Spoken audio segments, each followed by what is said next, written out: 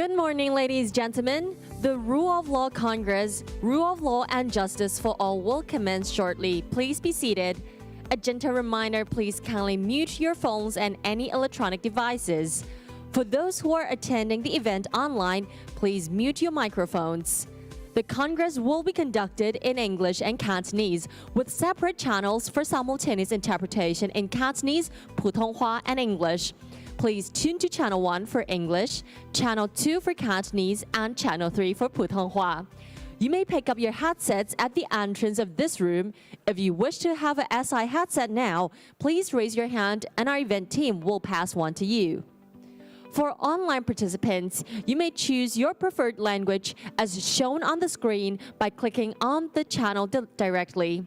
You are recommended to use headphones for better sound experience. 咁多位嘉賓，大家早晨！香港法律週2022法治大會法治公義普惠共存即將開始，請大家盡快就座，同時將你哋嘅手提電話或者任何響鬧裝置調校至靜音模式。我哋今日嘅論壇將會以英語同埋粵語進行，並同時設有英語、粵語以及普通話嘅即時傳譯。大家可以喺我哋會場門口嘅位置領取即時傳譯耳機。頻道1係英文，頻道2係粵語，頻道3係普通話。如果你而家需要一個即時傳譯耳機，大家可以舉手，我哋嘅工作人員咧將會協助你㗎。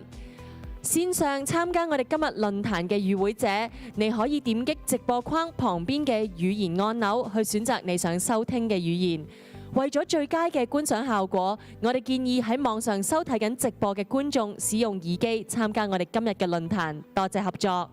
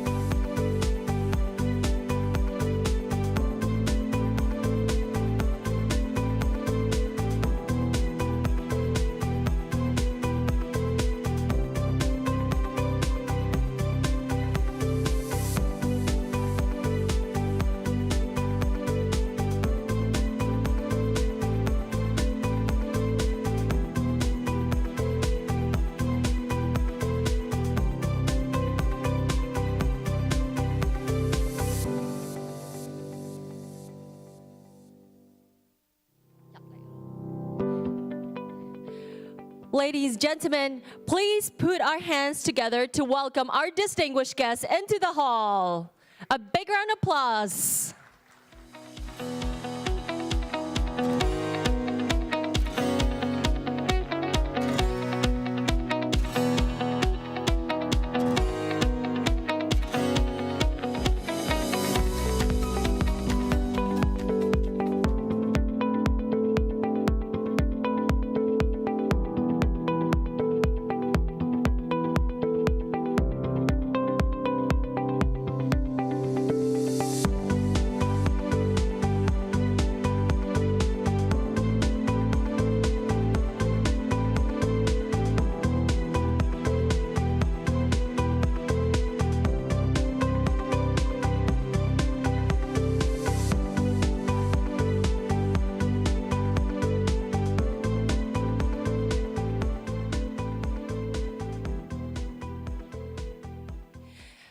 the Honorable John Casey Lee, the Honorable Paul Lam, the Honorable Chief Justice Andrew Cheung, distinguished judges, eminent experts and speakers, ladies and gentlemen, good morning.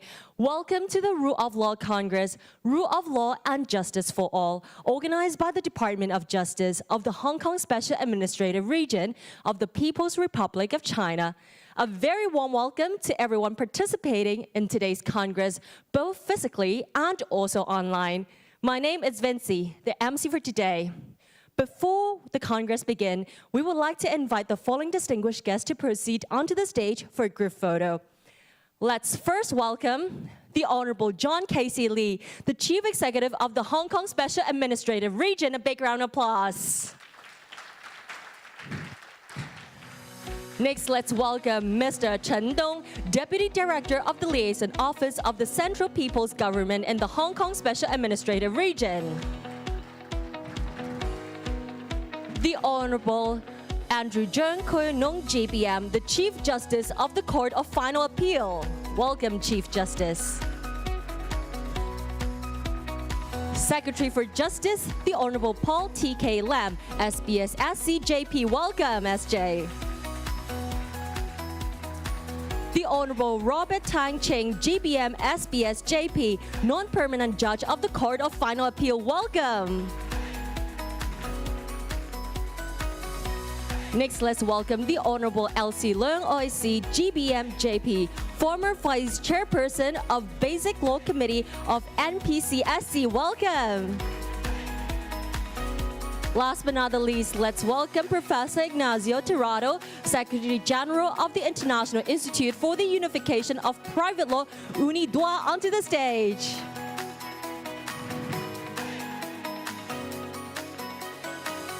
So I think we have official photographers here, but also a lot of media right at the back of this hall. So let's have the first group photo by a photographer first, and then we will look at the media right at the back of this hall. So our distinguished guests, please look at the official photographer right in front of you for the first group photo to capture this important moment. And now please look at the media right at the back of this hall. 請望望啦，喺我哋會場後方嘅傳媒朋友。So now our reporters at the back will capture this moment at this Congress. Thank you. Thank you, everyone. Let's put our hands once again to thank you, our distinguished guests. Thank you. May Chief Executive please kindly remain on stage for his opening remarks, and other distinguished guests, please kindly proceed and please be seated.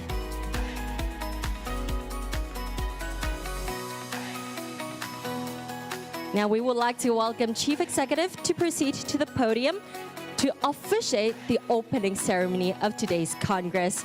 接住落嚟，我哋今日好榮幸邀請 Now we are very honored to have our Chief Executive of the Hong Kong SAR Government of PRC, Mr. John Lee, GBM, SBS, PDSM, PMSM.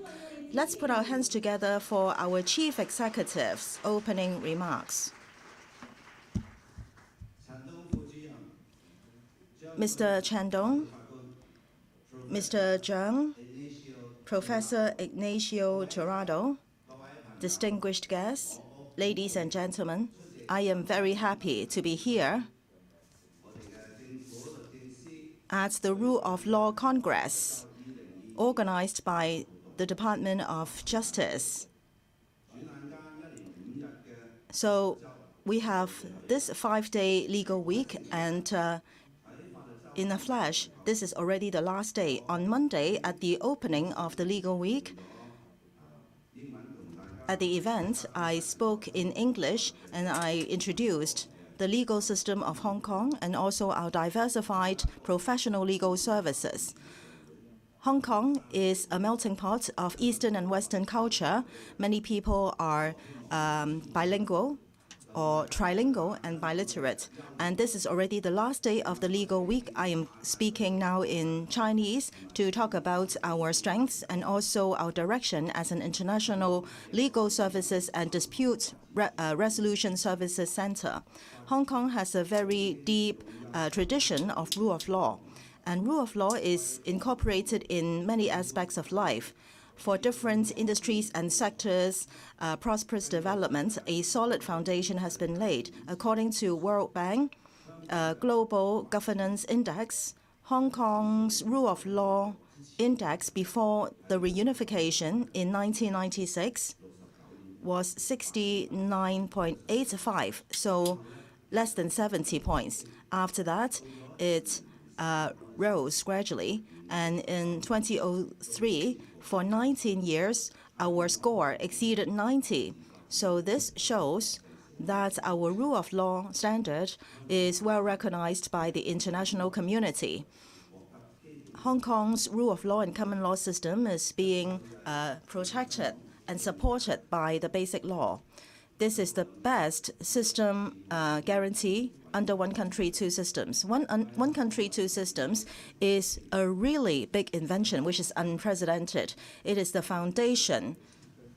One country is the root, and two systems are the precondition. We must defend our constitution and basic law, which is a constitutional foundation and order established together. For this, this government has an important work, and that is we have to enhance public awareness and education about the Constitution, the Basic Law, and also national security law.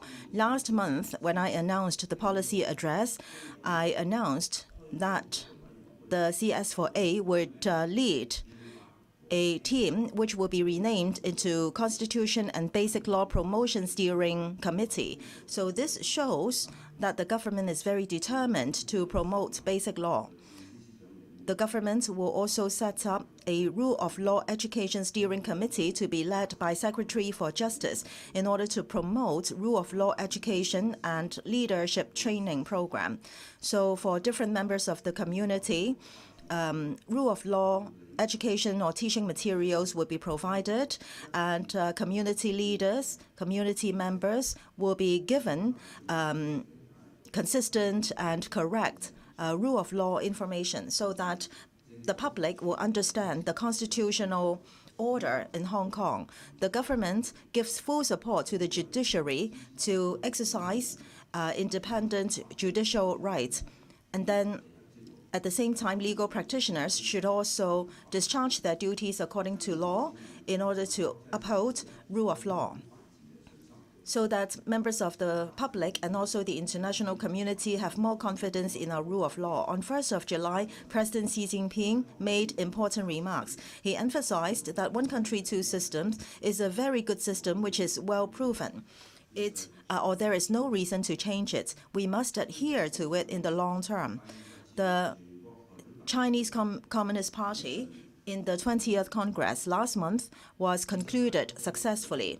And in the report of the meeting of the Congress, it is stated that one country, two systems is the best system arrangement which can maintain long-term prosperity and stability in Hong Kong. It has to be adhered to in the long term. The central government had already stated that one country, two systems can eliminate the doubt or discussion as to whether this system will be in place for the long run in the international community. So this is a guarantee for long-term stability in Hong Kong. Under one country, two systems, we are backed by our motherland and we are connected to the global community. This is our intrinsic advantage. We can become a participant of the domestic circulation as well as the international circulation. We can give full play to our strengths. We can contribute to national development. Our country's 14th five-year plan has drawn a strategic position with 8 major centers of Hong Kong. In order to deliver or realize this goal, we must have solid rule of law and also legal and judicial system as foundation. In order to enhance our status as an IFC, sound regulatory system and financial laws are very essential. In order to build Hong Kong into an international cultural exchange center, we have to be in line with international IP protection rules and laws. So we have to make sure that we can maintain or develop our status as an international legal service and dispute resolution center in Asia. I think this role is very meaningful to us. Under one country, two systems, Hong Kong is the only jurisdiction of China exercising common law. Our common law system, comparing with different countries in the world, are actually in line with commercial legal system internationally. We have very rich legal talents pool. We are triliterate and trilingual and biliterate, and so there are different dispute resolution institutions choosing Hong Kong to set up their regional centers in order to seize the development opportunities in the mainland and enhance regional cooperation. The government will establish a steering group on integrating international development led by the CE. And the three policy secretaries will also play an important role in the steering work. The Secretary for Justice is going to lead a task force or working group responsible for promoting the development of GBA and also civil and commercial legal cooperation between GBA cities and Hong Kong, so that there would be more practical integration work. And then in the GBA, online mediation platform will also be established to facilitate cross-border civil and commercial matters, so that Hong Kong can, or this GBA can give full play to all the advantages and synergies here. Last week, the SARG announced a very encouraging news, and that is the preparatory office of the International Mediation Academy will be set up here. Now, for International Mediation Academy, it is initiated by China and also a number of countries. So for international disputes, there will be friendly, flexible, economical, and convenient mediation service to be provided. So this preparatory office to be established in Hong Kong shows that our country gives strong support to Hong Kong under one country, two systems, for Hong Kong to give full play to our unique strengths. At the same time, a number of countries also vote on Hong Kong's ability with strong confidence. So Hong Kong will be able to focus on dispute resolution and on facilitating transactions. We can become an Asia-Pacific dispute resolution center. Ladies and gentlemen, right now, the global economic and political scene is very complex and dynamic. Various countries are paying close attention to threats that will endanger national security. Our country is no exception. As an integral part of the PRC, the Hong Kong SAR has to shoulder the responsibility of defending national security. That is our responsibility and obligation, and it is also a very important mission to safeguard the sovereignty, security, and development interests of the country. I think this is the most important principle of one country, two systems. Without one country, there won't be two systems. 2 years or so ago, the central government promulgated the Hong Kong National Security Law, and Section 4 states that the SAR in defending national security has to respect and protect human rights. So members of the Hong Kong public will enjoy rights under ICCPR and also ICSER and all the rules applicable in Hong Kong. So Hong Kong citizens should enjoy freedom of expression, freedom of the press, freedom of assembly and association, procession, and so on.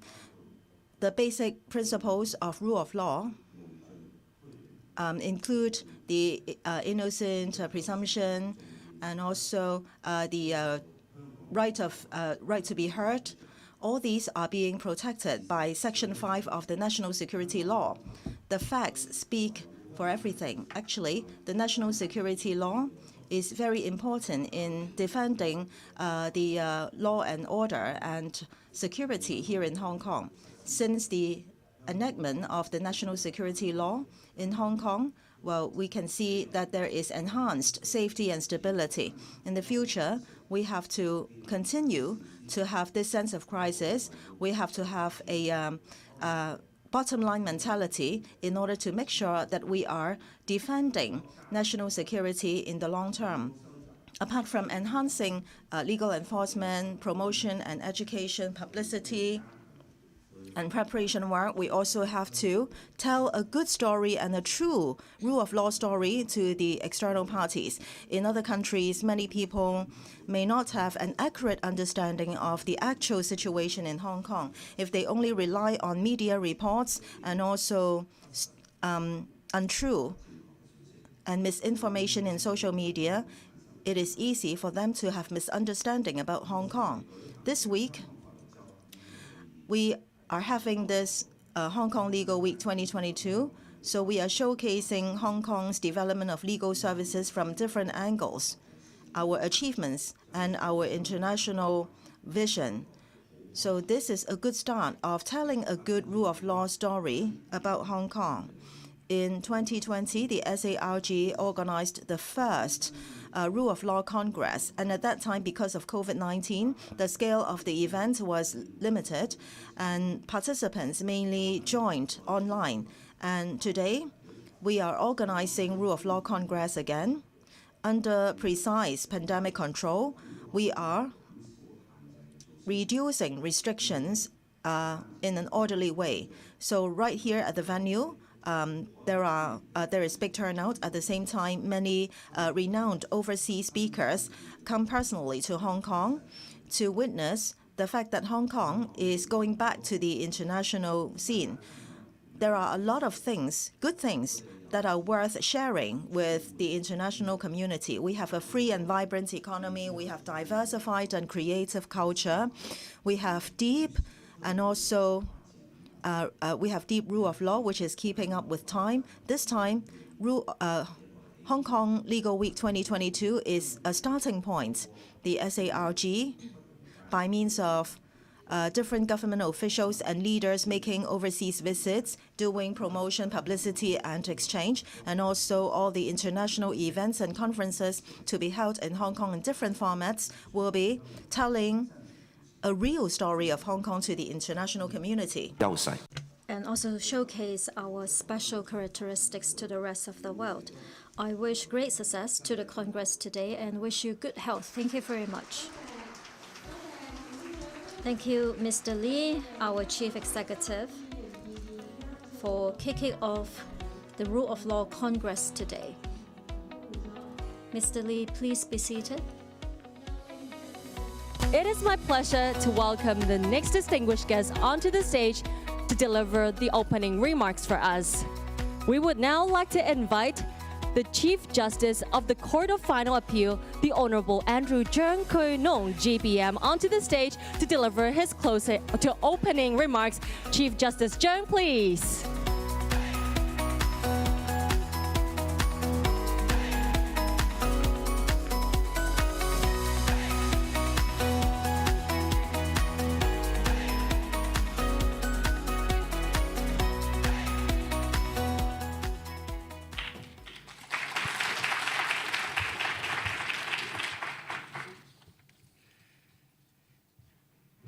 Chief Executive, Director Chen, Secretary for Justice, distinguished guests, ladies and gentlemen.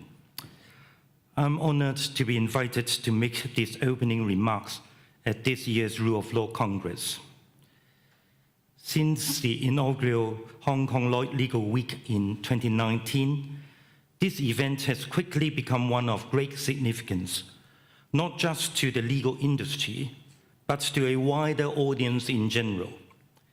It is an important reminder of the Hong Kong SAR's dedication to the rule of law, and also the need of the public to understand and value the rule of law in order for a culture of lawfulness and a peaceful society to flourish. In this regard, I extend my heartfelt thanks to the Department of Justice for their annual arrangement.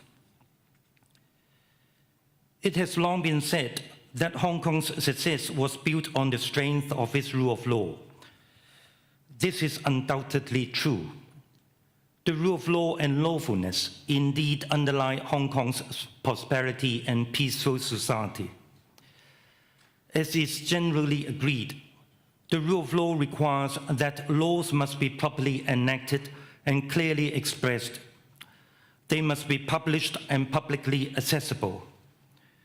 The rule of law also means that laws must be seriously enforced, and where there are disputes about the law, there must be means to resolve those disputes.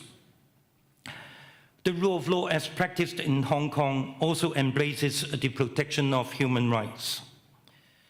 In Hong Kong, fundamental human rights are constitutionally guaranteed and protected under Chapter 3 of the Basic Law and the Hong Kong Bill of Rights. The Bill of Rights is based on the International Covenant on Civil and Political Rights, which is constitutionally entrenched under Article 39 of the Basic Law. Moreover, although many of these rights are not absolute, the courts have consistently given them generous interpretations and jealously guard against any restrictions. An important premise of the rule of law is an independent judiciary that upholds the rule of law and safeguards the rights and freedoms of all members of society. This is what is provided for under the Basic Law. Articles 2 and 19 of the Basic Law specifically provide that the Hong Kong SAR enjoys and is vested with independent judicial power, including that of final adjudication. Article 85 goes on to provide that courts shall exercise the judicial power independently, free from any interference. Our impartial, independent, and transparent judicial system therefore provides individuals and organizations with a secure business environment and a level playing field. They can be confident that whatever disputes that may come their way will be resolved in a fair manner by a court system that administers justice without fear or favor, bias or deceit. Our court hearings are open to the public. Our judicial decisions are publicly announced, and the court's reasons are published for everyone to study. All this is designed to enhance the public's awareness of and confidence in the rule of law in Hong Kong. However, the rule of law is not static. It also continues to grow and evolve, and encapsulate and incorporate new elements of fairness and equality, and new forms of dispute resolution. Indeed, a natural extension of the rule of law is the growth and development of different forms of dispute resolution. This is an important topic, particularly for the judiciary.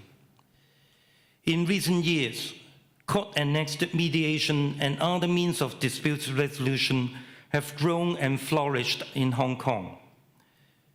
As new ways of doing business and interacting with one another evolve at an ever-increasing pace, the demand for timely, cost-effective dispute resolution mechanisms also grows. As one of Lord Bingham's principles of the rule of law has it, means must be provided for resolving, without prohibitive cost or inordinate delay, bona fide civil disputes which the parties themselves are unable to resolve.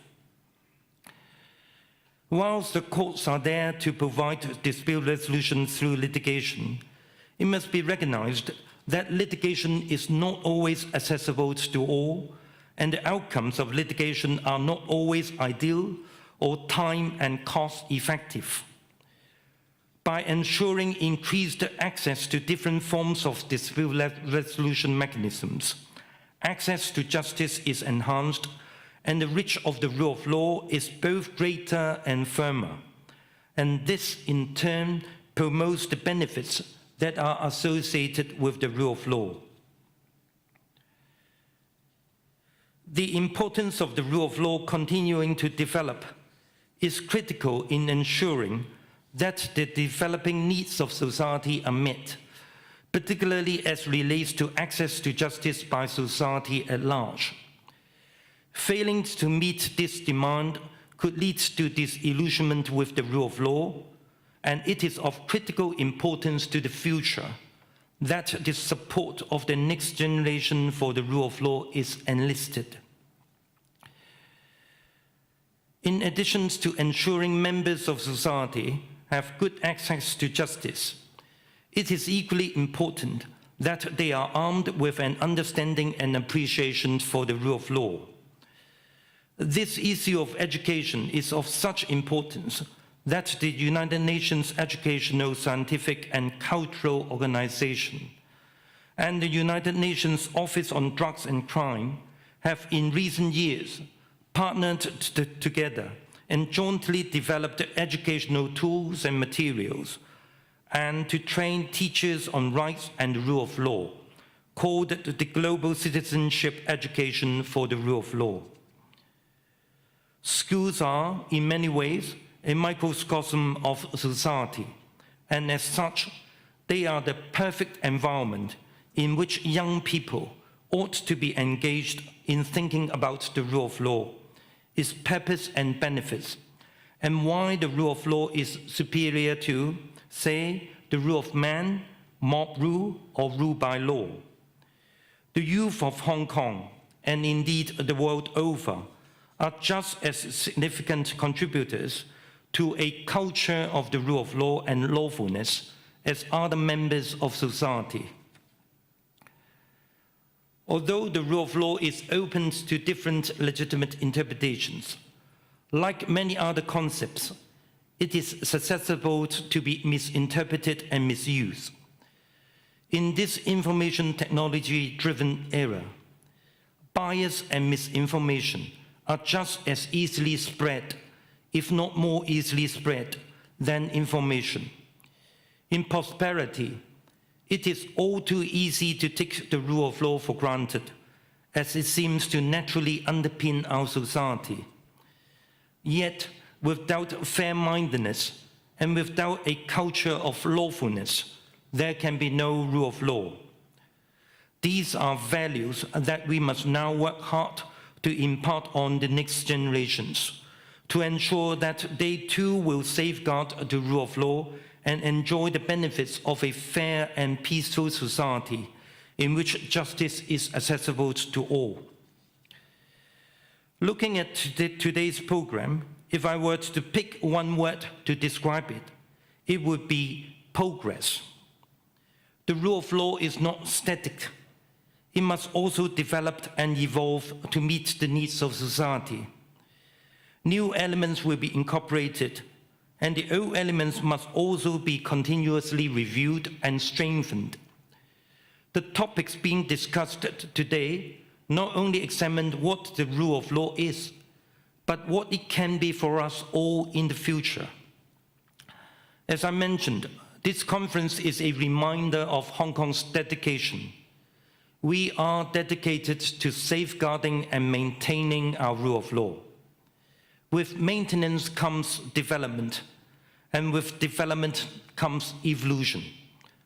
And so it must be with the rule of law, that in its safeguarding, we must also ensure that it continues to grow so that it is strong enough to meet the future challenges of society. With that in mind, I'm sure you are all looking forward to today's program, and it only remains for me to thank again the Department of Justice for their arrangement and extend our appreciation to each of the speakers for their contributions, and of course, to all of you for your time in joining this Congress today. I trust it will be a successful conference, and I look forward to seeing the fruits it will bear in due course. Thank you very much. Thank you. Thank you, Chief Justice Zhang. Please be seated. The rule of law is one of Hong Kong's greatest strengths. It is the cornerstone of Hong Kong's Special Administrative Region's success, both as an international financial center and an international legal, deal-making, and dispute resolution hub. Today's Congress provides a valuable opportunity to gather together local, mainland, regional, and even international speakers for insightful exchanges on the rule of law. 喺呢個時候，我哋有請中華人。 Now, let's invite Mr. Lam Ting Po, SBS SCJP, Secretary for Justice for the Hong Kong Government, to deliver his welcoming speech.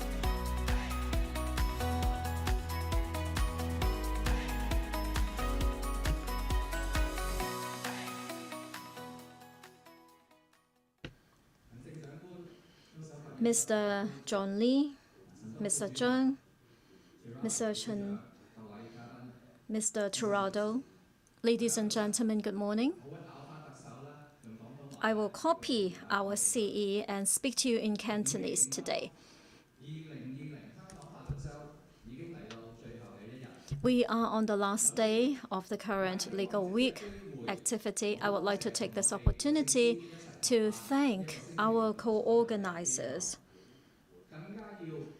And I also need to extend my thanks to every participant, especially those who have come from abroad. Today, we are having this Rule of Law Congress. Rule of Law and Justice for All. That's the topic. Through today's event, I would like to pass on this very simple message to members of the public in Hong Kong. It is simple and yet very important. Rule of law may sound abstract, not so easy to understand, but it relates to every single person. So let's all work towards the protection of our rule of law. That is what every single person should do, and it is also in line with the greatest interest of the city and also our motherland. Let's adopt the world perspective. In September 2015, UN issued their Sustainable Development Agenda, issuing multiple targets. Objective 16 is to promote a fair, just, and inclusive society, and the promotion of rule of law, saying that rule of law is closely related to social progress. At the national level, we just saw the 20th Congress. If you refer to its report, there is one topic on expeditiously moving forward in relation to high-quality development.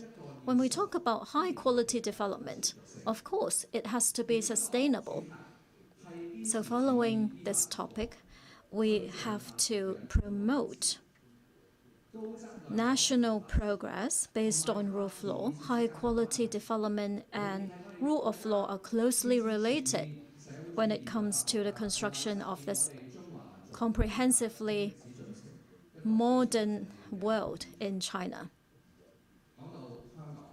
Now, let's come back to Hong Kong. We must remember, as the CE just reminded us, the most important principle under one country, two systems is to uphold our sovereignty and safety and development. One country, two systems is, of course, to sustain long-term prosperity in Hong Kong. We also need to promote national-level interest, maintain long-term stability and prosperity in Hong Kong. And ultimately, who will benefit? That will be people living here. To achieve that great purpose, of course, we need to fully leverage on our advantages, including our common law system, and also this environment of rule of law. In the latest policy address issued by the CE, he also refers to this core value of rule of law. So I truly look forward to the speech of Mr. Tirado. He will talk about how rule of law will support sustainable development.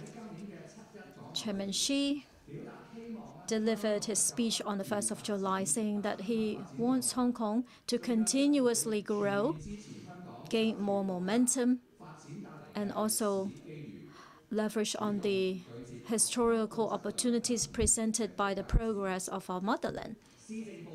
The policy address also points out that the 14th Five-Year Plan, the construction of the Greater Bay Area and Belt and Road Initiative have injected new momentum into Hong Kong's growth. We are the center for so many things: innovation, cultural exchange, international trade, logistics, and also resolution for disputes, and also IP.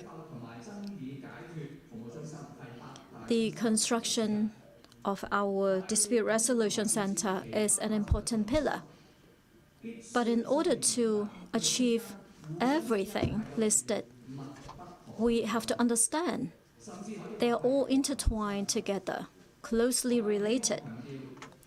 I would like to emphasize that there is one key connection here. All sorts of development must be based on a stable, trustworthy, and progressive legal system. I can give you some simple examples. In order to build an international technology and innovation center, we have to make sure that our IP-related laws are comprehensive, covering copyright and patents, for example. Number two, in order to build an international shipping center, we have to nurture international maritime experts. Number three, something may not seem to be related with law. That is about building an international cultural exchange center. We have to make sure that there are laws in relation to exchange and trading of arts, whether or not they are in pace with time. For example, about trading of NFTs. This morning, we're very honored to have from the finance, asset management, maritime industry, technology and innovation, and art and culture experts to share with us their views about the relationship between their views and law. As I said just now, in order to leverage on our common law advantages, we have to reinforce our status as an international legal service and dispute resolution service center in Asia-Pacific. Regarding dispute resolution, I think there are two important points. First, diversity of dispute resolution services. There are three main channels: litigation, arbitration, and mediation. In recent years, using other ways to handle dispute resolution, the development is fast. However, traditional litigation still plays a very important role. Hong Kong is very fortunate. We have a world-renowned judiciary with independent judicial rights. However, we should not and we must not be self-complacent. How can we enhance the efficiency of litigation? I think making good use of technology is a future challenge. Hong Kong is one of the most popular arbitration seat in the world. In order to attract more people to select Hong Kong as the seat of arbitration, in recent years we are promoting reform about arbitration. Recently, the fee-based or outcome-based fee system was being introduced. The Department of Justice is going to do more to promote our arbitration and related services.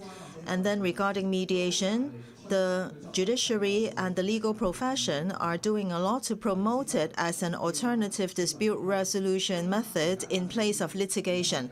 For example, on 5th of July, the Comprehensive or Integrated Office on Mediation was established. As the CE just said, in the development of mediation, Hong Kong has got full support from the central government.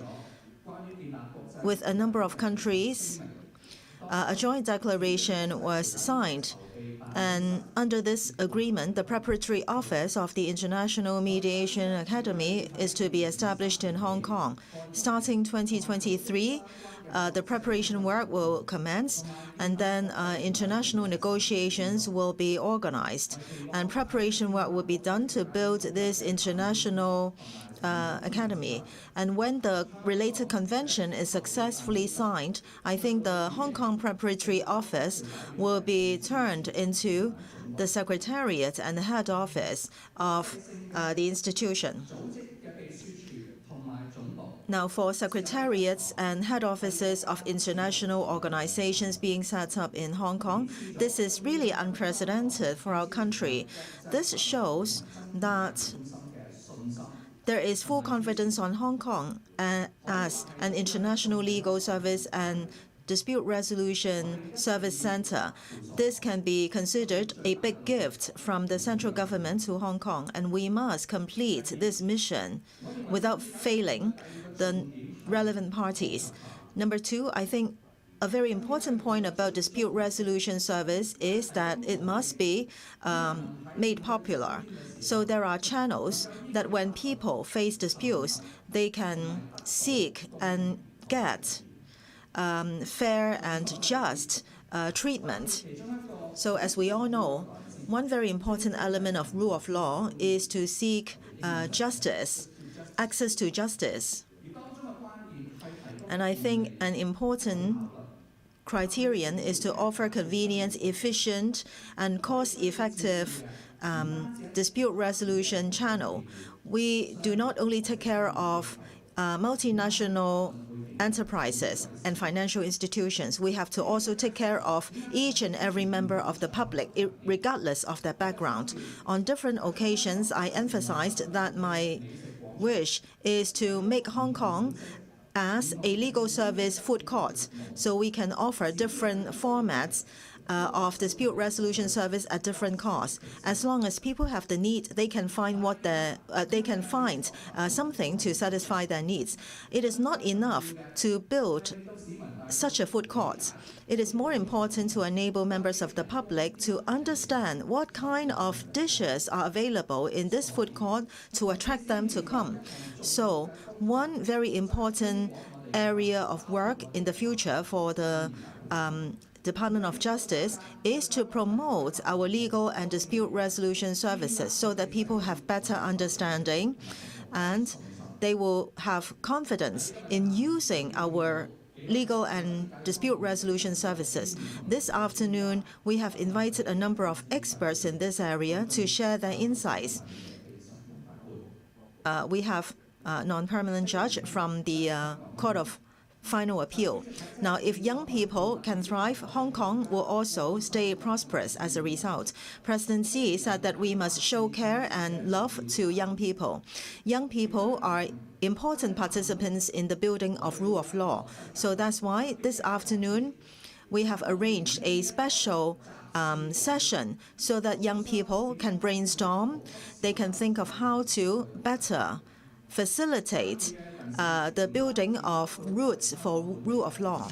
Participants are not only young people from Hong Kong, there are also young people from Southeast Asia, Malaysia, and Singapore. So I believe you will be very interested and curious to know what are in the minds of young people from all these places and their new ideas about development of rule of law. I believe no one will negate the fact that rule of law is one of the most valuable assets of Hong Kong. We must protect it with a lot of effort so that it can grow and it can strengthen. However, we must not underestimate the significance of changes in time and also complexities in geopolitics. Very major challenges arise from there. So we have to be humble, courageous, brave in facing up to all these challenges. I want all of you to understand that reinforcing and safeguarding rule of law in Hong Kong is a very important mission. And it is not possible and it is not right for only the courts, the lawyers and legal professionals to discharge this duty. Law and rule of law is closely related to every one of us. It is where our interest lies. And everyone, with no exception, everyone must and need to be builders of rule of law and also guardian angels of rule of law. So I sincerely invite you all to work together to contribute to the building of rule of law here in Hong Kong so that Hong Kong, our home, will become better. And we can also contribute to our country's development. Last but not least, I would like to wish this Congress all success. Thank you. Thank you very much, Secretary, for your speech. Please return to your seat. Now, we have Hong Kong Legal Week 2022, and this is already the last day, Rule of Law Congress. Today, we need to convey to members of the public an important message. Rule of law is closely related to everyone here in Hong Kong. We must reinforce its development. Let's put our hands together for our Chief Executive, Mr. Andrew Cheung, and also the Secretary for Justice for opening this Congress.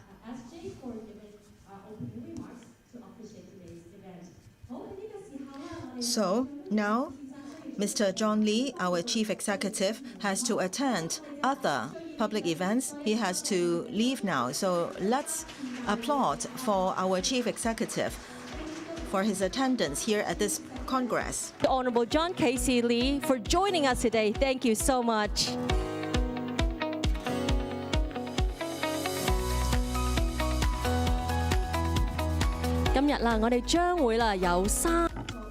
Today, we will have 3 different panel discussions. As the Secretary for Justice said, this afternoon there is an important panel session, and that is about the role of young people, the role to play of our younger generation. So we look forward to very special sharing.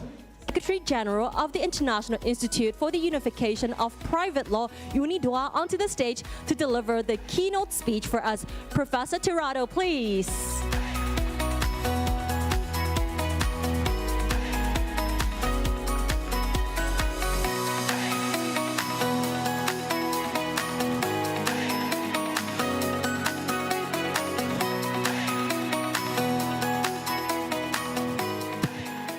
Good morning, everyone. Honorable Secretary of Justice, Honorable Chief Justice, distinguished representatives of the international community, ladies and gentlemen, all friends. I have good news for you, for those of you who've been here through the week. And this is the last time you're going to be hearing me speak. I'm sure it's going to be a relief for all of you. I have personally enjoyed very much the entire week, which has been a resounding success. As I am extremely happy to have been back here in Hong Kong, a city which I have found victorious of the epidemic and as vibrant and energetic as it has always been. So it has been a pleasure. When I was asked to speak at the Rule of Law Conference and its link with sustainable development, at first I thought it was a challenge. But immediately right after, I thought this situation of UNISRA as one of the main transnational law organizations and its direct relationship of private law with sustainable development placed us in an excellent position to undertake this commitment. And I will try to do so in a technical but hopefully minimally entertaining keynote, which I will keep as brief as possible. by providing some examples as to how transnational private law, not public, and this is important because it's less obvious, can help achieve sustainable development. The first thing that, I'm trying to move on, slide, there you go. The first thing that I think constituted a challenge for this speech was to the very use of both rule of law and sustainable development, because the rule of law is an elusive concept. It's difficult to know what a rule of law is, actually, and it's something which I think merits looking back in time and looking back into history. Although there are many versions as to when the expression rule of law happened, perhaps we can go back all the way to the philosopher Rutherford in the 17th century of the United Kingdom, England, where he presented his famous treatise on the law and the prince, his idea being, of course, lex is rex, as opposed to rex is lex, so the law is king as opposed to the king is the law. The idea of the supremacy of the law over those that are in power, the king or whoever it is. So the primacy of the law over authority, all equal under one law. This was the idea which constituted one of the milestones of civilization so many hundreds of years ago. But that, of course, takes us to, because things are never that easy, to a more complicated question, which is, dura lex sed lex, hard law, although law, is this correct? Is equality under the law enough? Or must there be some sort of minimum justice inherent, some elements in the law which are non-controversial and which are outside not only the hands of the king, but also outside the hands of the people, because they constitute minimum rights that everyone should uphold. And one of the lowest moments in humankind, which is probably, there have been many low moments, but perhaps one of the lowest was no doubt the World War I, one of the main, perhaps first global conflict, although it wasn't global as this pandemic has been, it was indeed global. And the destruction and pain that war caused across the globe gave rise to the organization which first constituted a true global attempt at building a community of nations founded on peace and values beyond what would be a blank sheet or a merely formal definition of the rule of law. If one reads the covenants of the League of Nations established in 2020, one finds very interesting matters. For example, the fact that it referred not only to the solution of controversies between countries by means of arbitration and fair trial, but also it spoke of good work conditions, it spoke of the protection of native inhabitants, the protection of minorities, the protection of global health. This is in 1920. That sounds very much like Sustainable Development Goals, doesn't it? And that was a long time ago. So this was the League of Nations, and it so happens that the League of Nations is exactly where UNIDROIT, the organization I'm proud to represent here, was founded. We were founded almost 100 years ago in 1926 as a satellite of the League of Nations, and therefore I think as a representative I can talk about the rule of law and I can talk about sustainable development, because there is no other organization alive which comes from the League of Nations that first time when this was considered. So the idea of UNDRA as a part of the League of Nations was that of moving towards the legal harmonization of private law, which would foster economic development. The idea that legal harmonization of private law would also help serve as a vehicle of social integration amongst equals. And not just any type of development, a sustainable and fair one. So this is where we come from. A more difficult question, however, is how to do this. sustainable goals, you can all think, well, mostly public law-related goals because they are to be defined by the regulator, they're to be defined by the governments who need to endorse them and foster them and take care of them. However, we know and we're convinced that also through private law, this is something which we can be achieved. But since we are not, we are an organization with 63 member states which represent about 75% of the world population, over 90% of the GDP of the world, therefore a large organization in a way, although we are small in size with a big heart though. Obviously we cannot legislate internationally. What we do with our sister organizations and other similar international organizations is we try to come up with best practices and standards which can then indirectly be translated into law at a local or international level. So, and we do this by means of two types of instruments. One of them is hard law instruments, and another one is soft law instruments.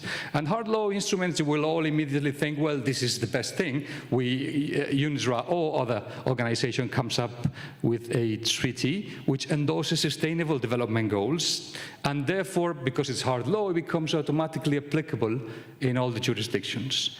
Well, that's all very well, and I cannot contradict that, and I would not contradict that. But the truth is that treaties are extremely difficult to negotiate and to approve.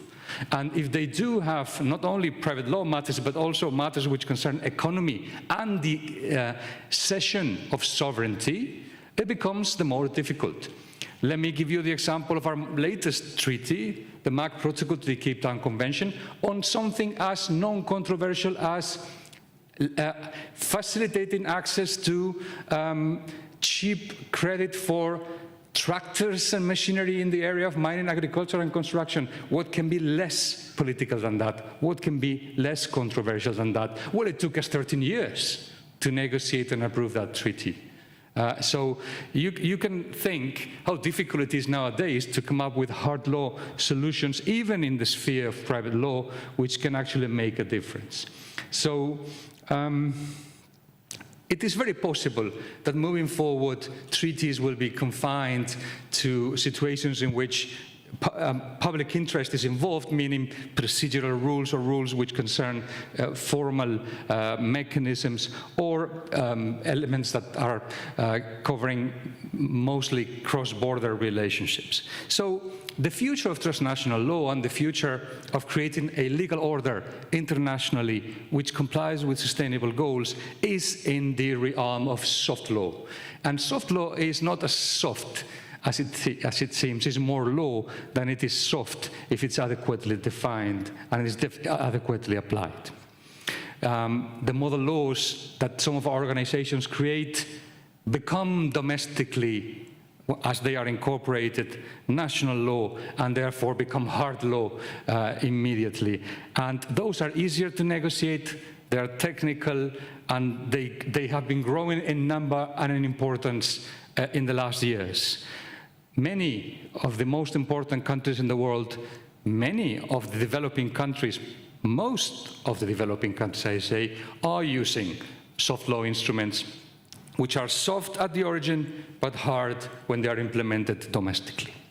And this, when it comes to sustainable development, has created two questions which I, unfortunately, deem very difficult to solve. And I am reaching out to all of you, no doubt more brilliant than me, to try to come up with an answer to this difficult two-layer paradigm or metaphor. One of them is the all or none paradox, which is if you are introducing or proposing to introduce certain rules which are aimed at facilitating and enhancing sustainable development, you are no doubt in a way curtailing the adoption of business decisions which have only one finality, which is more efficiency and more benefit. So what you're actually doing is creating some costs in the production and distribution process.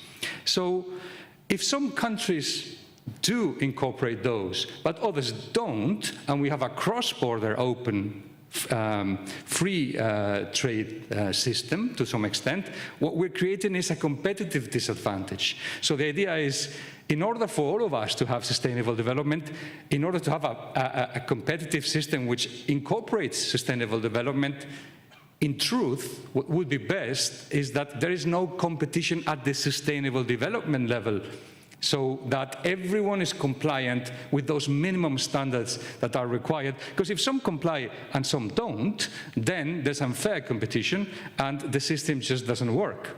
And of course, the whole system pulls towards not complying with these sustainable goals. But as I just said, to have a system which is a hard law and applicable throughout is very difficult. So that's a difficult question to solve, but it's not the only one. There is also an inherent limitation in its alternative, which is the soft law. Some countries might think this is an unaffordable luxury for some, while, for example, in fully developed markets, consumers of a company or clients of a company might be prepared to pay a premium for a product which comes from a company or from a business that is compliant with sustainable goal requirements, which is respectful of gender equality, which is respectful of adequate treatment of employees, which is environmentally neutral and friendly, which, as I said, creates costs, while some more developed countries are prepared to do that, and their markets are ripe enough to implement that system. There are developing countries and poorer nations which don't have the luxury to do that, because if they do that, then they cannot compete, because of the low level of development, the main objective of the production is lowering the price so that people can actually survive. So, in other words, is this a first world, and apologies for the inadequate terminology, the more economically developed world luxury? Is it not? This is something that is not easy to answer, and it's even more difficult to provide a solution to. So this is, however, something which unfortunately transnational law institutions cannot give an answer to. So I'm leaving up to you for further reflection. The way we work towards the achievement and the creation of instruments which would promote sustainable development is through harmonization of transnational law. And here I'd like to again share a reflection with you all, because some of you might say, but why should we move towards harmonization of the law? Some countries internally, which have different laws depending on their different internal states, think, for example, of the United States, which has different regulation depending on each state, not in every case, but in many cases, have argued internally, some of its academics, that it's better that there is competition between regulation rather than harmonizing these matters, because then it's the market or the users of the system that ultimately decide which is the best system, and that's the one that should be applied throughout. We, of course, as transnational law organization, disagree with this approach. And we disagree not so much because we don't think that we need to give the voice to the users of the law to decide which is the best system, but because we do it in a way which is channeled adequately and harnessed. So the way we, at UNIDROIT, for example, produce our instruments is by inviting a global range of experts from all legal families, from all countries. We invite them to come and share their expertise, and we invite observers from all over the world, and we invite the industry, those that will apply the treaty or the soft law instrument. So we hear them out, and we put together all that information, and there is an open discussion. So the input from the users doesn't happen already when the law is out there in the market, but it happens in an internal process, therefore before. Therefore, the final instrument is already ready to reflect the preferences of the users of the system. So this let's say, discrepancy or doubt which you might have had about transnational law organization exists not, if you know how it works. Let me give you then a few examples, and I promise not to bore you too much. I already have bored you a bit, but not too much, on how we, as an organization, and our instruments comply with Sustainable Development Goals. And here, of course, we are using the UN catalog. I've just provided a few of those. We, no doubt, through our instruments, are able to work towards no poverty. Because we work on growth and economic growth. We are very much focused also on zero hunger through a number of our instruments, which is, of course, zero hunger directly related to no poverty. It's just a different level of that terrible part of human reality. We are very much concerned with gender equality, not only in our legal production process, but also in the content of our instruments. We are extremely focused on 8 and 9, therefore on decent work and economic growth. Many of our, as you will see now, private law and agriculture instruments are precisely about having decent growth, decent work, and allowing for a growth which is sustainable also locally, and considering the individual rights of the peoples in countries where their rights are not granted. Industrial growth, also adequate industrial growth, and industrial growth which is sustainable. Because you will indulge me if I use an expression from my part of the world. If we don't grow in a sustainable manner, we are creating something which is called bread for today, hunger for tomorrow. It's a short-term view of things, which is absolutely inadequate. And therefore, or we grow sustainably, or we just stay as we are. 13th, climate action. Our instruments are very much concerned with ensuring environmental concerns are taken seriously and respected by, in many ways, internalizing the costs of environmental damage of economic growth. We also, of course, spend quite a lot of resources, as many as we have, which are few, in ensuring there is adequate institutional implementation. And because the truth is, and this is a very important message I'd like to convey today, we can have the best laws, we can make the most perfect treaties, we can have the most absolutely perfect, platonic soft law, model laws, but if the judges, if the lawyers, if the authorities are not capable of understanding them and implementing them, they're good for nothing.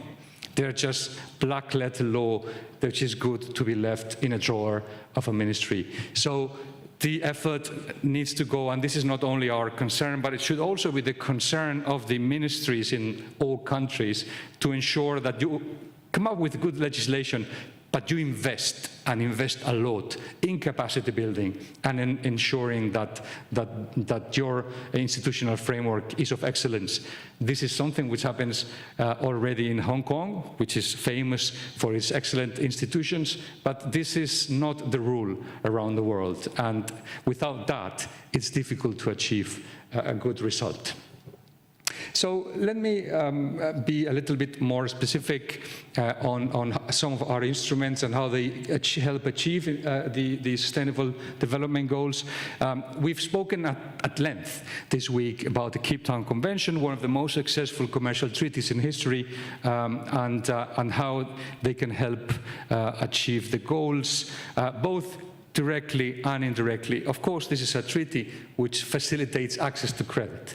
And it facilitates access to credit in 4 different spheres or sectors, 4 different types of assets: aircraft, railroad or railway, rolling stock, space, and mining, agriculture, and construction. And for those of you who would like to get more into detail, we are, of course, fully available. I will just like to focus on 2 of them, on the railway protocol. The idea of developing the railway system. And it couldn't be more linked, more directly relevant to sustainable goals. It could not be more directly linked with environmental concerns. I remember very well, we in the Rail Protocol, for example, it was ratified by the European Union and all its 27 member states, but also has enormous support from the African countries. We have the the United Nations Economic Commission for Africa. I remember its representative in Nairobi, and my colleague and friend Anna Veneziano was there. He said, "My dream is to connect all African capitals by train."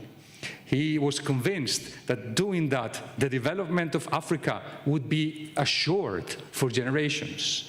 And if we look at the Belt and Road Initiative and the possibility of, from China, casting a network of railway which is able to transport not only merchandise but also people through substituting the very contaminating and dangerous transport by road is indeed a very important a goal which we're hopeful will start paying its dividends very soon. So our Luxembourg Protocol is of the essence for sustainable development. I'd like to make also a special reference, if this allows me, to our most recent protocol, the Mining, Agriculture and Construction Protocol. This will allow, there are many reasons why this is important for sustainable development. One of them, of course, is because it allows to renew the fleets of equipment in agriculture. It allows to access newer technology, newer tractors, newer cranes, newer machinery, which allows for agriculture and construction industries to replace the very contaminating machinery which has been used for years in many countries. And this can be a game changer, not only in fostering fostering growth in the agricultural world, but also in industrial activity, which is fed directly from the work of agricultural entrepreneurs which benefit from the MAG protocol. We have a number of guides which we drafted together with the Food and Agriculture Organization of the United Nations and the International Fund for Agricultural Development. Obviously, we do nothing with them which is not fully in line and pursuing the Sustainable Development Goals. I just saw the 5-minute warning, therefore there's no way I can tell you all I wanted to tell you, and that's all right and all very well. But I'd just like to mention a few things. One of them is, of course, our legal guide on contract farming, our legal guide on agricultural land investment contracts, and our work currently on legal structures of agricultural enterprises are key because in their development we are considering gender issues, we are considering the inclusion of due diligence elements before the investment takes place in the way in which contracts are designed. We are allowing for elements we would otherwise not be considered to be taken into consideration. For example, the protection of rightful tenure right holders. If you invest in land for agricultural use, you have to respect those that were in the land for generations, even if informally. This is something very important in some regions of the world, such as, for example, Africa or Latin America, with indigenous people there for hundreds of years, which must be respected. I'd like to make a final reference to two of our projects which we are about to start working on, for which we would very much appreciate the help of Hong Kong, of course, the People's Republic of China, and of all the countries in the room, which is our work, first of all, on corporate sustainability due diligence in global value chains. Our instruments are now focusing not on a bilateral relationship, but rather on the entire supply chain, both horizontally horizontally and vertically, and by doing so, we are including and helping produce clauses that ensure respect for sustainable development goals in the business which is done through the supply chain. And one final project which we are about to start, we have enormous enthusiasm about, is the work on the development of a market for voluntary carbon credit.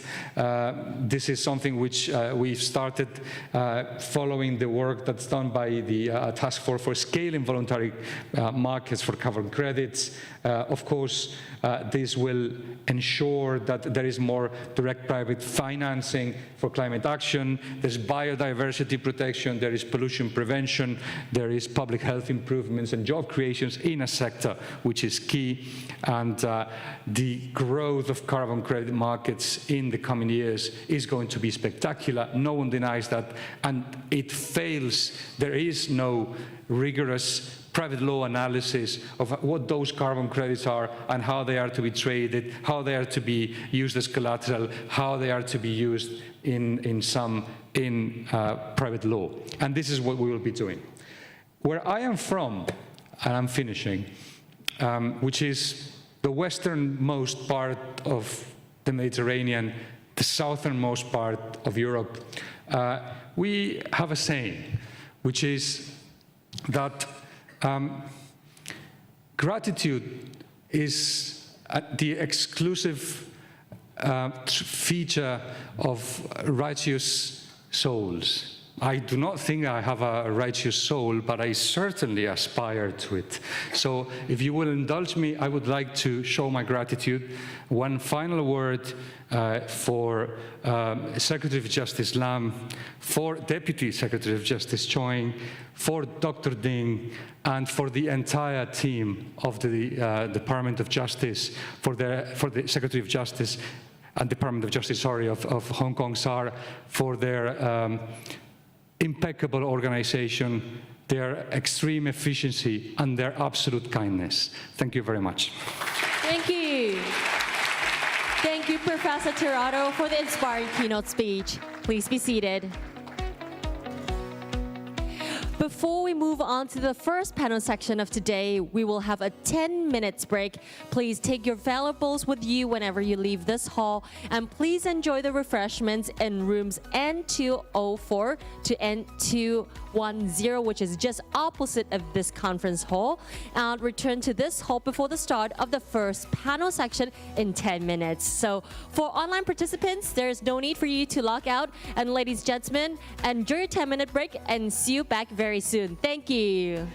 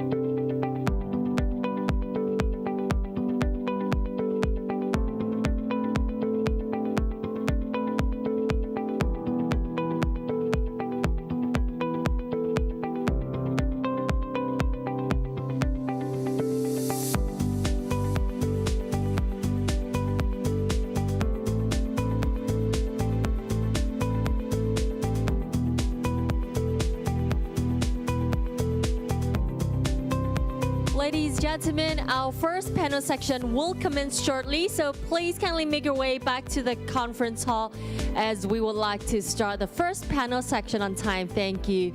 咁多位嘉賓，我哋咧今日接住落嚟第一場嘅專題研討咧，即將開始啦。喺呢個時候咧，我哋有請啦喺我哋會場外面嘅嘉賓啊，都可以立即移步翻嚟我哋會場嘅位置，咁等我哋咧可以咧準時啦，同埋可以順利開始我哋第一個嘅專題研討嘅。多謝咁多位。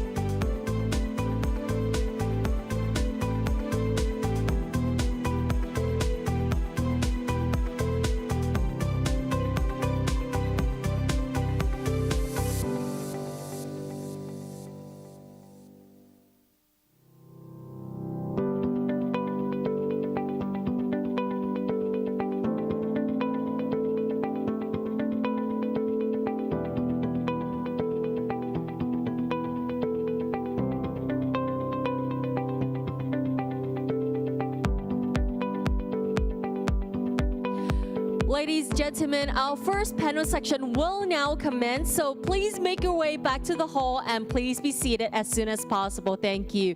A gentle reminder, please kindly switch your mobile phones or any electronic devices to silent mode.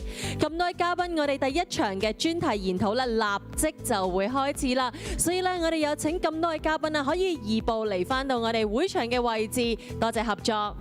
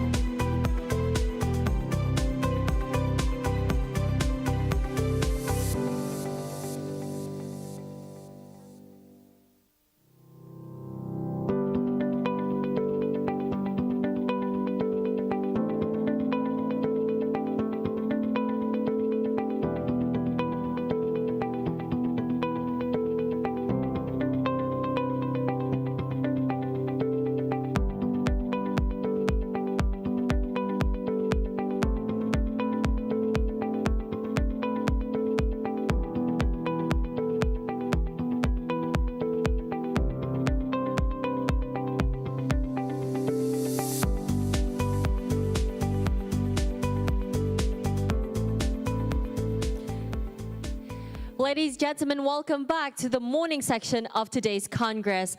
And now we will have our first panel section on the rule of law, a bedrock for success for all sectors. And on stage, we're delighted to have our moderator and also speakers for today. And taking this opportunity, let me introduce them to all of you.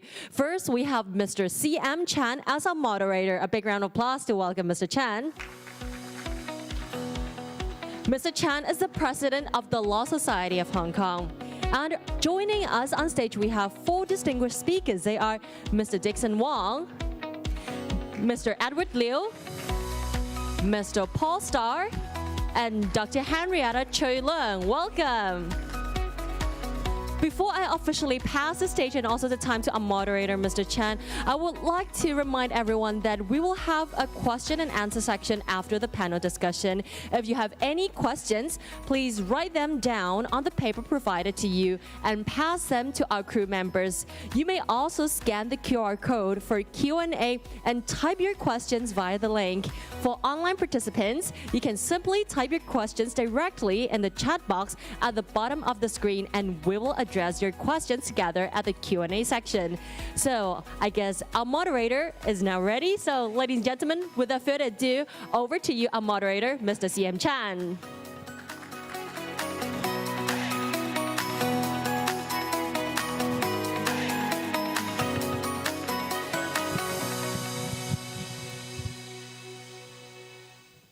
Good morning, ladies and gentlemen, distinguished speakers, friends from the legal sector and other sectors.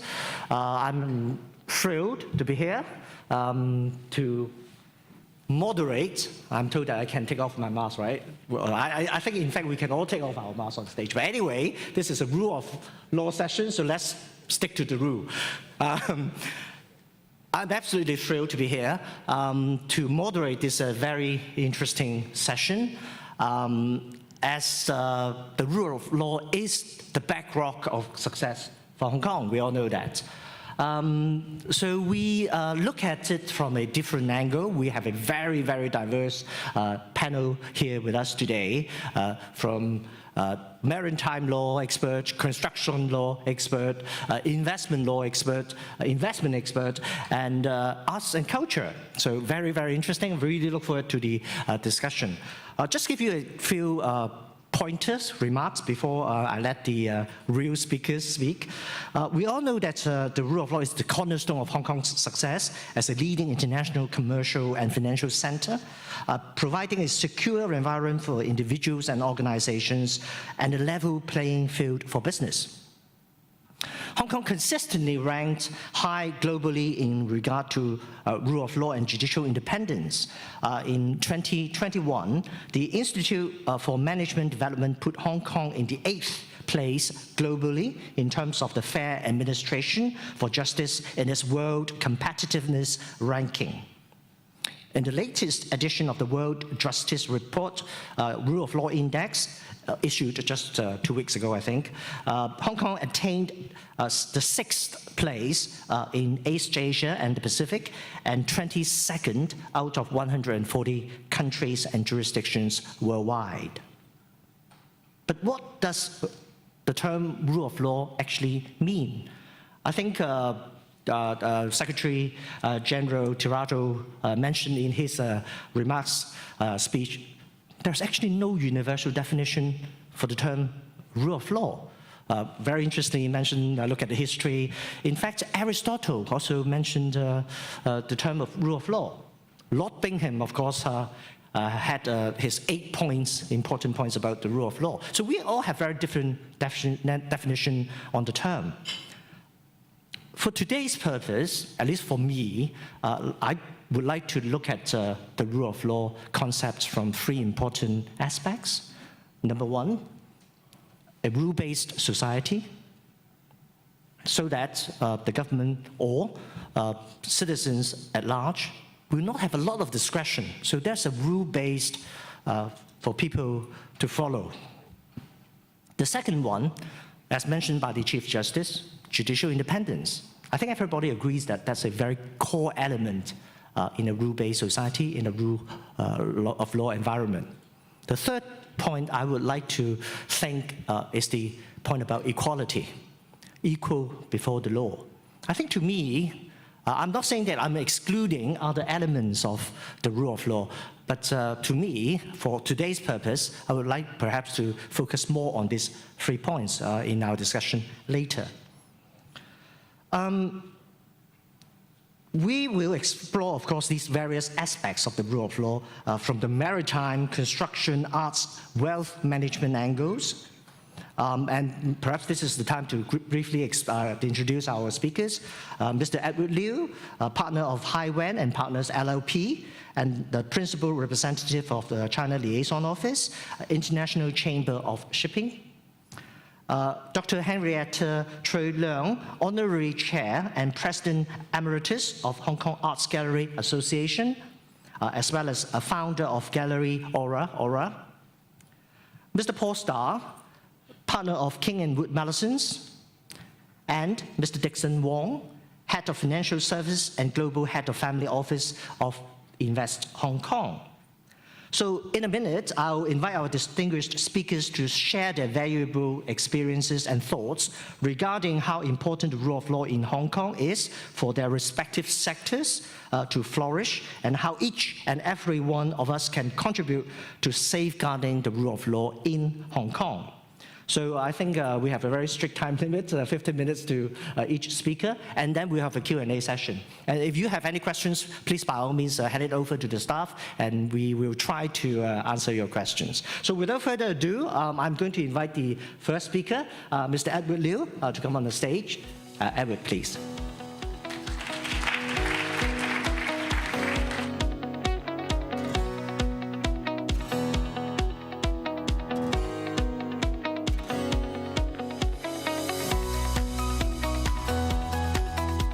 Thank you, moderator, for your very kind introduction. My fellow panelists, ladies and gentlemen, good morning. It is my great pleasure to be here, to speak at this Rule of Law Congress. The Rule of Law is no doubt, as our Chief Executive, Secretary of Justice, and also Chief Justice, and our President of the Law Society mentioned, a value cherished by most of us, and needless to say, a backbone for the success of all sectors.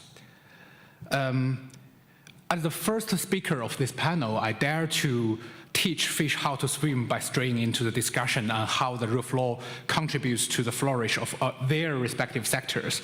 And soon you will listen to their insightful and interesting sharings. Rather, as the maritime lawyer and also the principal representative of the International Chamber of Shipping China Liaison Office, I'd like to spark off this discussion by sharing my thoughts on my area of expertise, shipping and maritime legal services. I shall share a topic close to my heart, the prosperity of Hong Kong shipping, the foundation of our success and our achievement in recent years. Hong Kong's status as a premier international maritime center in the Asia-Pacific region and beyond has been consistently recognized. According to the 2022 Xinhua Baltic International Shipping Center Development Index report, Hong Kong ranked the 4th in the overall ranking of the maritime cities in the world. Hong Kong is also widely known as one of the top 3 most desirable arbitration venues for shipping disputes, alongside London and Singapore. So from a small village, fishing village, to the present days, Hong Kong's shipping industry is no doubt a story of success. But beyond the scene, what does this prosperity build on? From my point of view, I believe also that you would agree, it stems from the Hong Kong's rule of law and the common law system, for it being the cornerstone of our shipping industry and all other businesses in Hong Kong. As we all know, the rule of law runs in the city's vein and is carved in her constitution. Since Hong Kong's reunification with China, a constitutional order was established with one country, 2 systems. Under this unique constitutional order, Hong Kong's practice of the common law has been maintained and developed. And quite actually contrary to many speculations, which are definitely wrong, the Central People's Government treasures Hong Kong's rule of law and the judicial independence more than anyone else, and it is always committed to safeguarding the rule of law in Hong Kong. In his very important speech given at the meeting marking the 25th anniversary of Hong Kong's return to China, President Xi Jinping expressly stated that the executive and the legislative branches check and balance and cooperate with each other while the judiciary exercises its power independently. When he described the implementation of the principle of one country, 2 systems. In the same address, President Xi also stated that the central government fully supports Hong Kong in maintaining the common law as its distinctive status and one of its edges. President Xi's emphasis in his address reassured the world that Hong Kong's rule of law has the support from the central government, not only in the past, but also in the days to come. Of course, in his speech, he also addressed again that the support Hong Kong to maintain and enhance its status as an international shipping center alongside with the financial and trade centers. So the existence of the rule of law is vital to the shipping industry, and as a world-renowned city with her rule of law respected and protected by China, Hong Kong has gained her advantage in being a global shipping hub that attracts shipping companies around the world to operate in Hong Kong. In the times of uncertainty and instability, the certainty offered by Hong Kong, our city's rule of law, is no doubt highly sought after the traders and the businessmen around the world. So a vivid example is that with the appreciation of Hong Kong's rule of law and the common law system, well preserved by the principle of one country, two systems, the 100-year-old International Chamber of Shipping, the most influential trade union for global ship owners and operators, representing around 80% of the world's merchant tonnage, has chosen to set up its first overseas office in Hong Kong in 2019. And of course, I took the privilege to be the first principal representative of this office. Yet, successfully attracting the ICS to set up its China liaison office in Hong Kong is the only tip of the iceberg of what our city's maritime cluster has achieved in recent years. Under the policy support of the Hong Kong government, Hong Kong's maritime high-value services have been developing in high speed. In 2020, Hong Kong government published the highly welcomed ship leasing tax concession ordinance, which contains profits tax concessions for qualifying ship lessors and ship leasing managers. In the gist, certain qualifying ship leasing income are exempted from profits tax, providing a boost to the city's ship leasing industry's development. Similarly, tax concessions for insurance-related business were also introduced, reducing the profits tax rate by 50% of all generation reinsurance and insurance business for the maritime-related industry. Apart from the government policy support, Hong Kong's maritime high-value services are also supported by a strong pool of legal talent. The ship leasing and maritime insurance industry do not live in a vacuum. Instead, they form a cluster that is supported by the maritime legal service providers. So according to the leading maritime cities of the world 2022, Hong Kong is home to 30 maritime law firms, ranking top 10 in the world. Needless to say, a city with many experts attracts more business to the city for her strong knowledge. Supported by the government policy and the strong pool of talent, we have seen an increase of around 70 maritime enterprises in Hong Kong from 2019 to 2021, with business ranging from ship owning and operating, ship agency and management, ship brokering, ship finance, marine insurance, maritime legal and arbitration services, classification society. So, alongside other high-value maritime services, I'm now turning to the maritime legal service, has also taken one step further in recent years to boost her competitiveness. Hong Kong has long been a popular dispute resolution venue for Chinese companies and foreigners who are in business with Chinese companies due to its proximity with the mainland China. Thanks also to our foundation of the rule of law and the common law system, the city's alternative dispute resolution has been increasingly recognized in the international community in recent years. Principles of the rule of law are also embedded in our city's arbitration process. For example, in 2015, Mr. Justice Hamblin, now Lord Hamblin of the UK Supreme Court, famously stated in the leading arbitration jurisdictional dispute case, Shagang South Asia Hong Kong Trading Co. Limited and Daewoo Logistics, that, quote, Hong Kong is no doubt geographically convenient. It is also a well-known and respected arbitration forum with a reputation for neutrality, not least because of its supervising courts, unquote.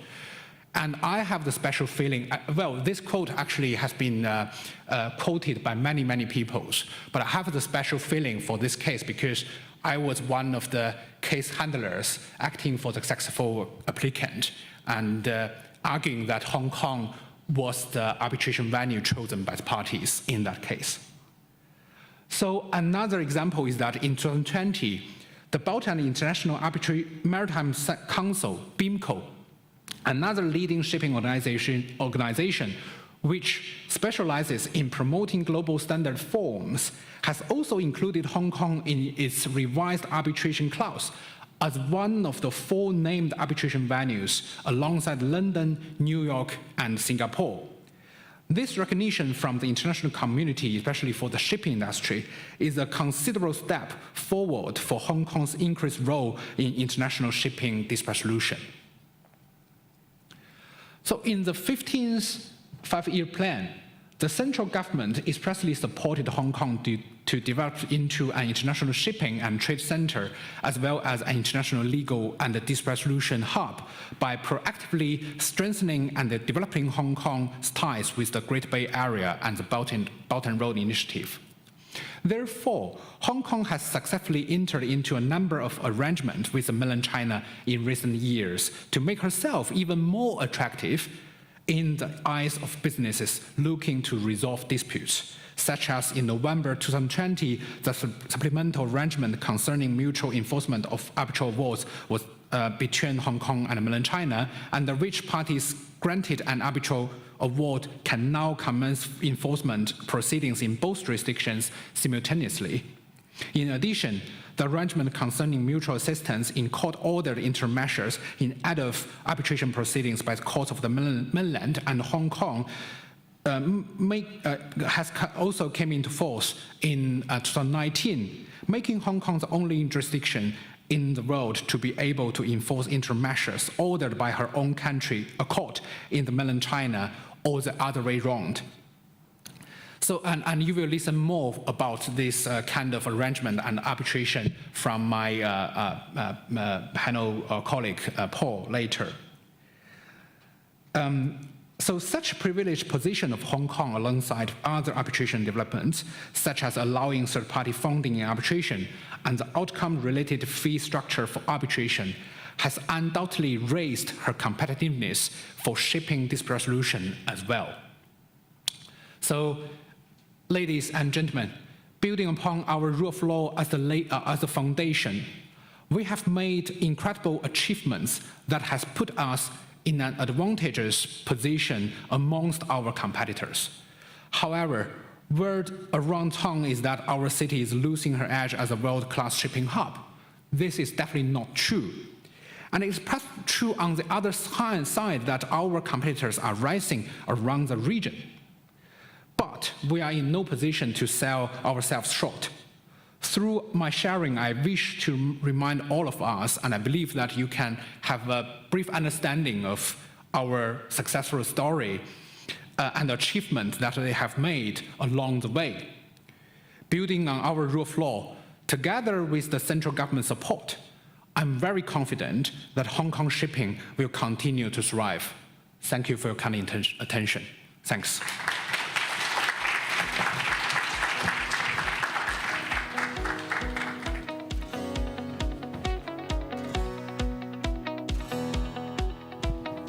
Thank you very much, Edward. It's an excellent speech. I'm particularly impressed with your citation of Lord Hamblin, which is so encouraging to all of us.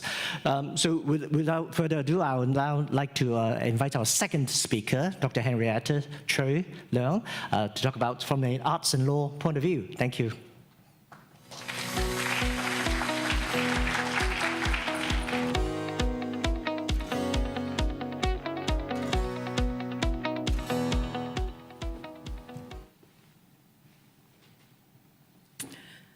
Good morning, ladies and gentlemen, my fellow panelists and moderator, Mr. Chan.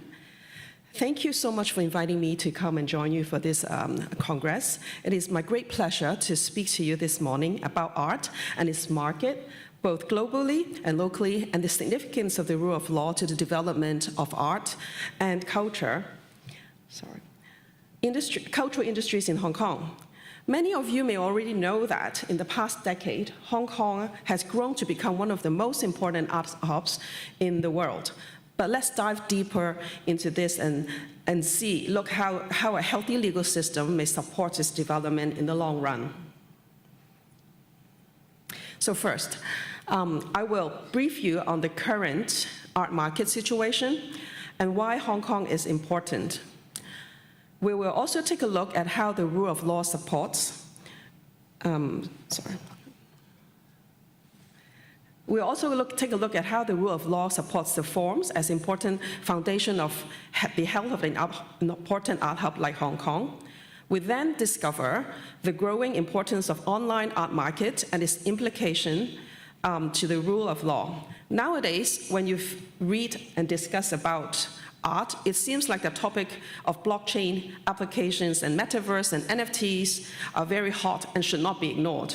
Let's go through that briefly.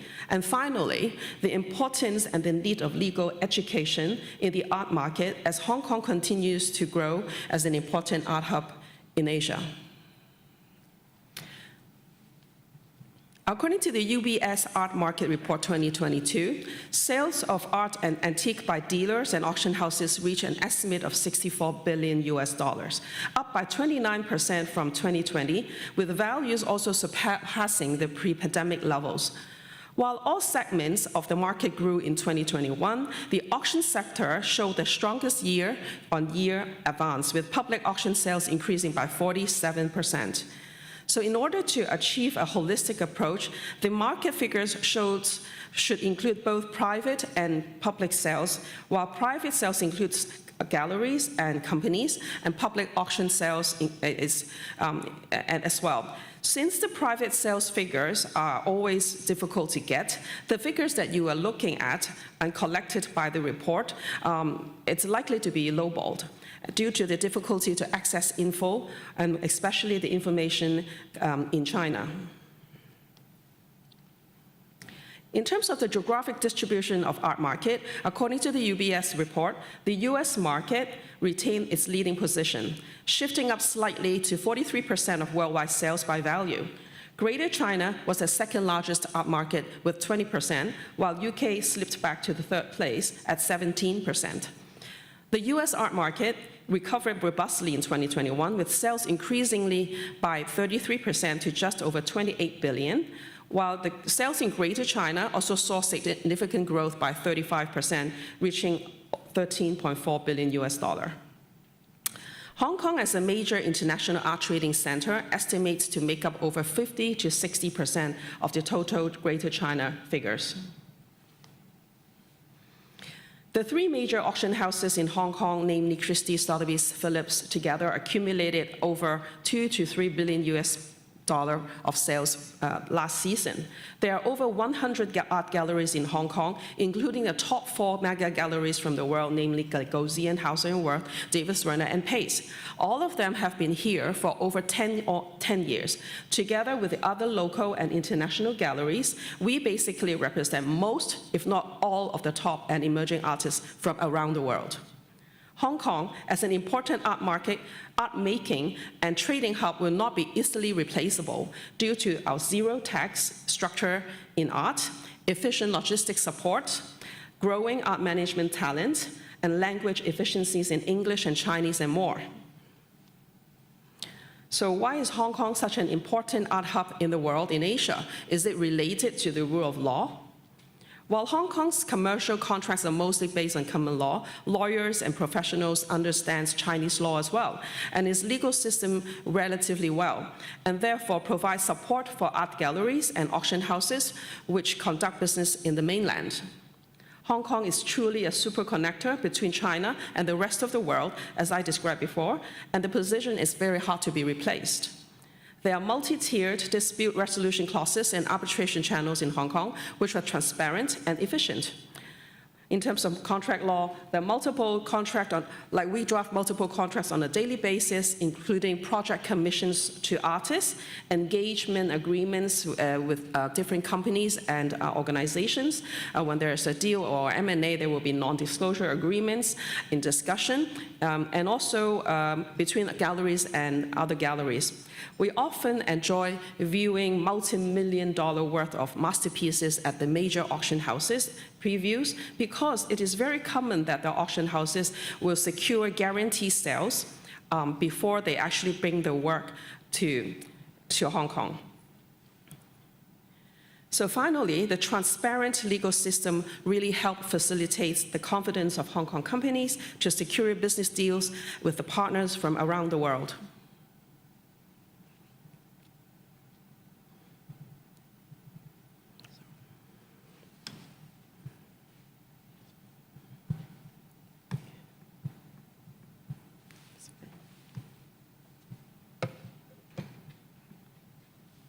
As reported by the SCMP, in the most recent policy address, our Chief Executive, Mr. John Lee, has promised to revitalize the music and art scene and highlight the city's unique position of East and West fusion. It is really an encouraging news, and this is why it is of utmost importance that the government builds a cultural commission which really understands both the art industry and not just the art creating group and the museum. Without a healthy and vibrant art cultural industry, which can be self-sustainable, the art scene will become a purely public-funded program with no actual economic return to society. However, to build a healthy art and cultural industry, much more research and discussions will be needed, including legal support.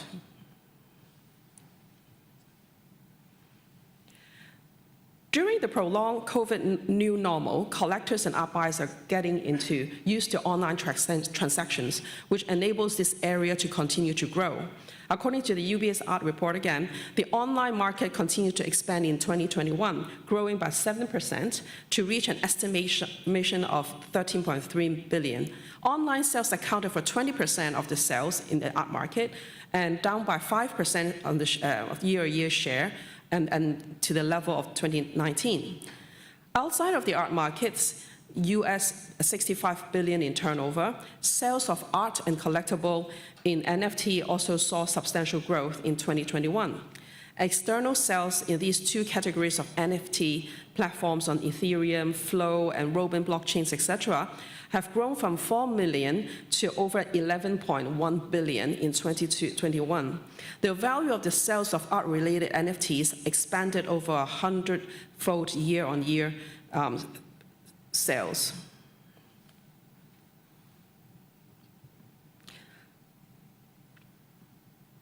The online market continued to expand, growing by more than 7% by 2021, in 2021 to an estimated 13.3 billion. With the increased online sales, the legal issues arising from the jurisdiction also arise.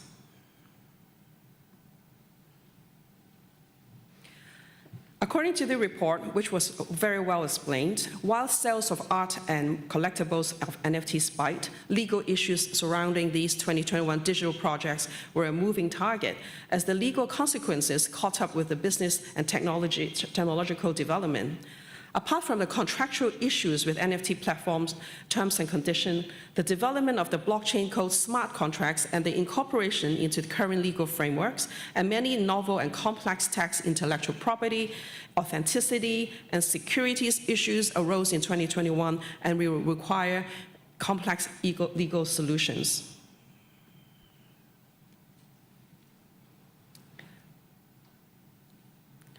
Different areas from the legal world to note. Smart contracts in Ethereum and other blockchains with codes to replace legal contracts with buyers and sellers are setting the terms in codes to be automatically distributed when the conditions are met. Cybercrimes, stolen NFTs, hackers are roaming around platforms like OpenSea, Sandbox, hackers to update their programs.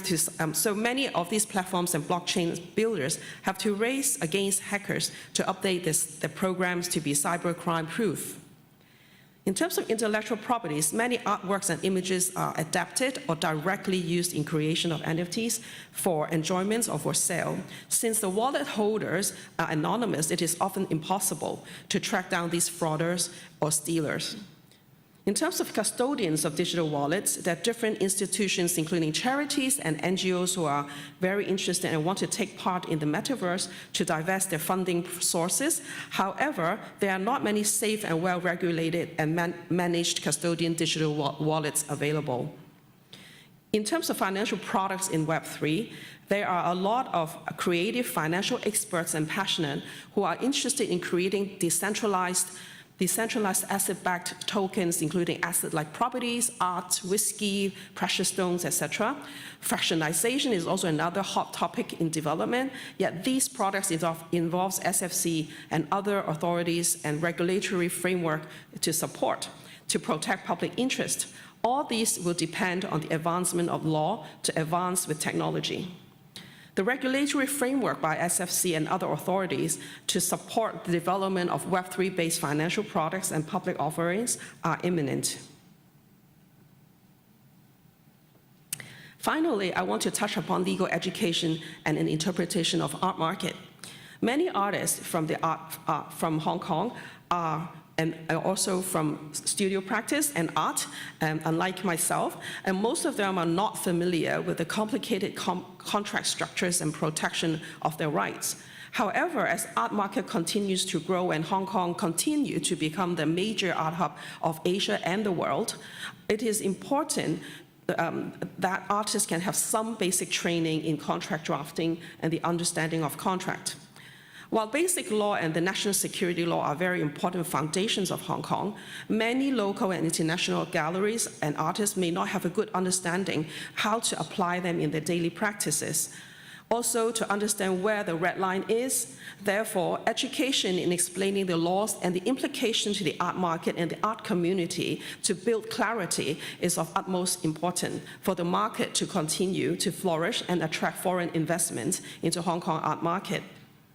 Collaboration, for example, between the law society and the art industry may be an interesting point to note for the industries to understand each other's needs. A suggestion could be creating focus groups, workshops, reach out to our community with over 100 galleries and thousands of artists under our wing who are represented by Hong Kong to also create Hong Kong as a major important art law hub. So that's my short presentation. Thank you very much for letting me share with you my views.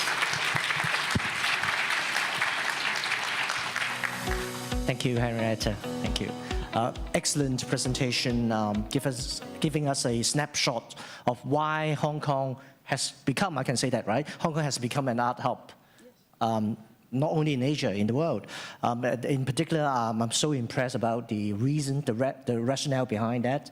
Common law, using of common law in contracts, in art dealings. And also you mentioned the language. Of course, in Article 9 of the Basic Law guarantees that on top of Chinese, we can also use English as an official language in Hong Kong. That's immensely important for Hong Kong going forward. Thank you, Henrietta, again. So next up, Paul, may I give the floor to you?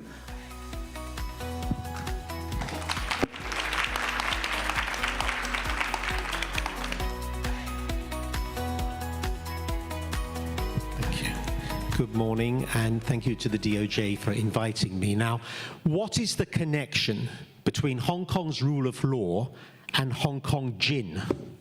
This is a gin called Nip. Got one here called Two Moons, made in Hong Kong. And this one, Perfume Trees, this is distilled in Holland but bottled in Hong Kong. And the connection is, of course, that while many of us don't even appreciate that Hong Kong actually makes gin, so business people don't appreciate fully the unique advantages of Hong Kong's rule of law when doing business anywhere around the world. And that is what I'm going to try and make good today. Now, why am I pouring myself a gin?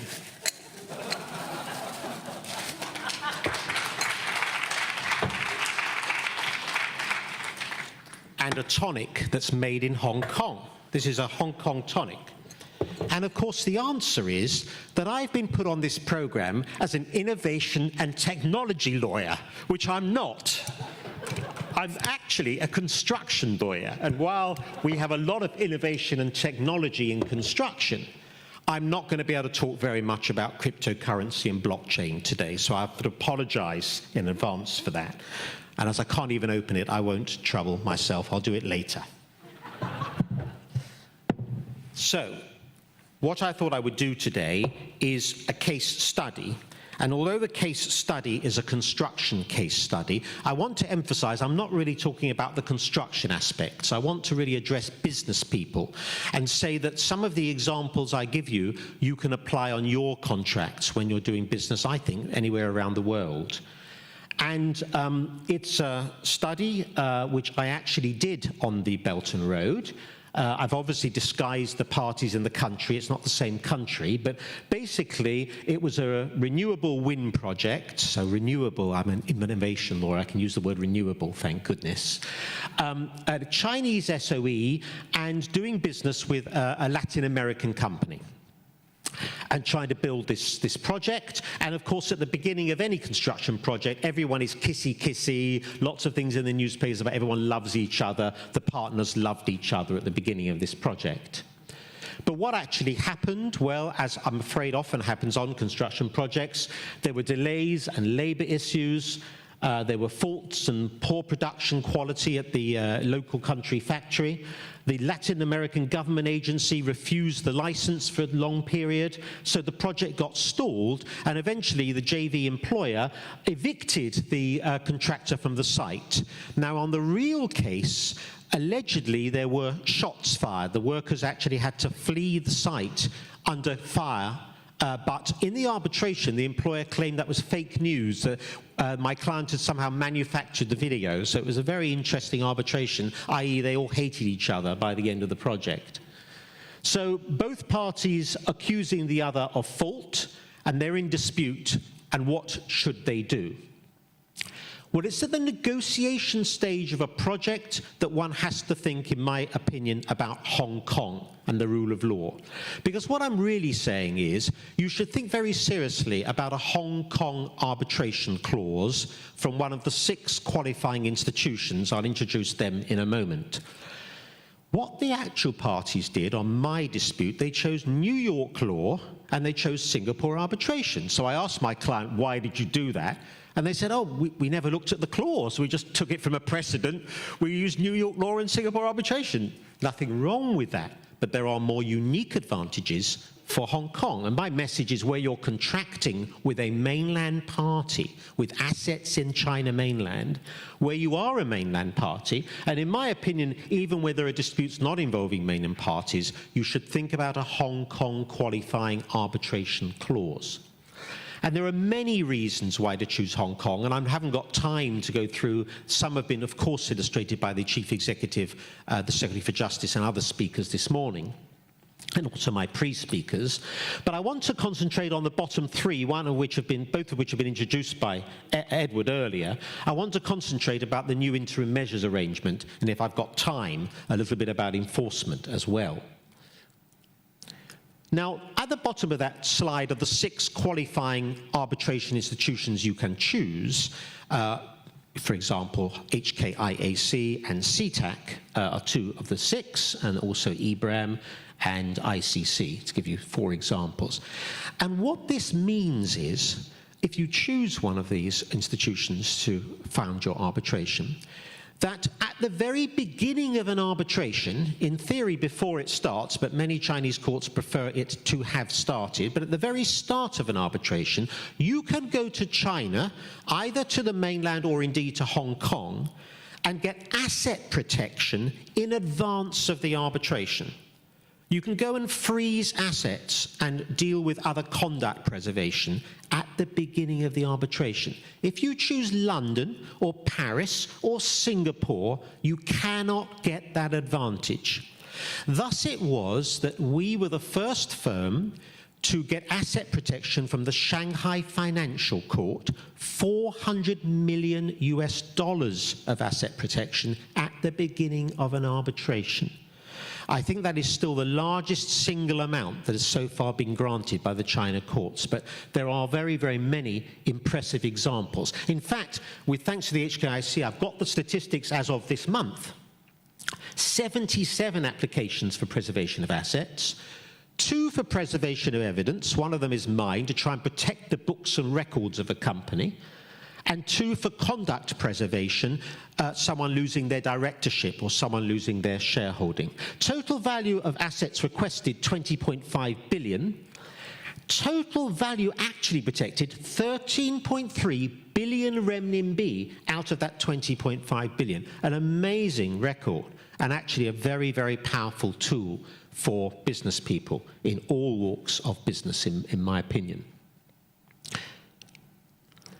So, of course, you've got to go to a good mainland practitioner, such as Edward or indeed myself, to decide what court to apply to. You've got to get the documentation right, and you work closely with one of the 6 institutions. They have to write the letter to the Chinese court, so you work closely with them. And different in China mainland, you have to get what's called asset clues. You have to show the court that there are assets or likely to be assets, so you get in private investigators very often to do that. And Hong Kong and China mainland are the same. You have to arrange some security. In China mainland, it's usually insurance. In Hong Kong, it might be a payment into court or a bank guarantee. So quite conventional systems. Now, let's assume that each party had this dispute. They were unwilling to put funds in to actually prosecute the dispute, further dispute. This is happening more and more. I see companies with very good claims, but they don't want to spend the money actually advancing the claim. Well, in Hong Kong, we have third-party funding, which is quite common in many jurisdictions, but we also have this new structure, which the Secretary for Justice mentioned this morning, called outcome-related free structures for arbitration, or ORFSs.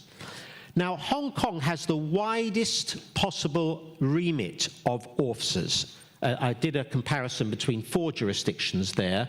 There are 3 different types of contingency fee arrangements that you can enter into.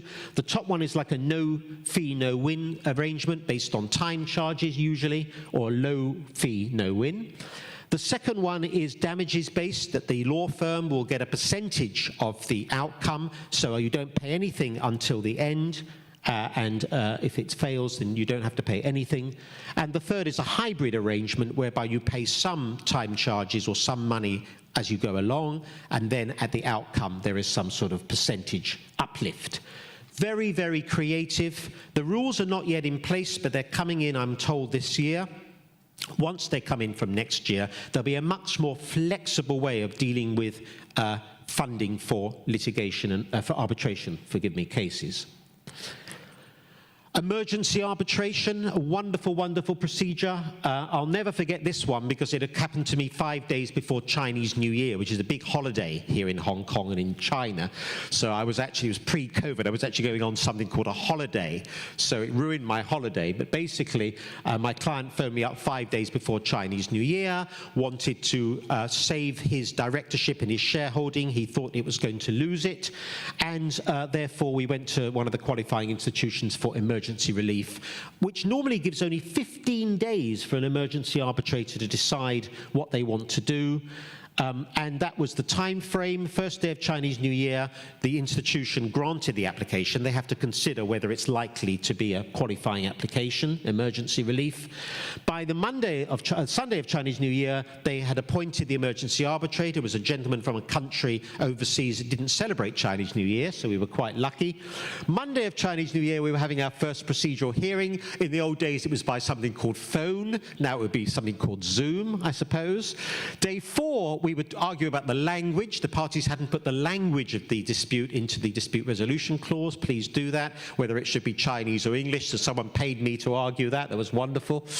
Day 5, the parties were beginning to settle, and by day 14, with the help of the emergency arbitrator, we had a settlement. And the way it works is that the settlement lasts until it gets heard again by the actual final arbitration tribunal, normally 1 or 3 members, and they can either overturn part of it or all of it, or they can preserve it. So it's a very, very effective procedure for business people to get a quick emergency relief.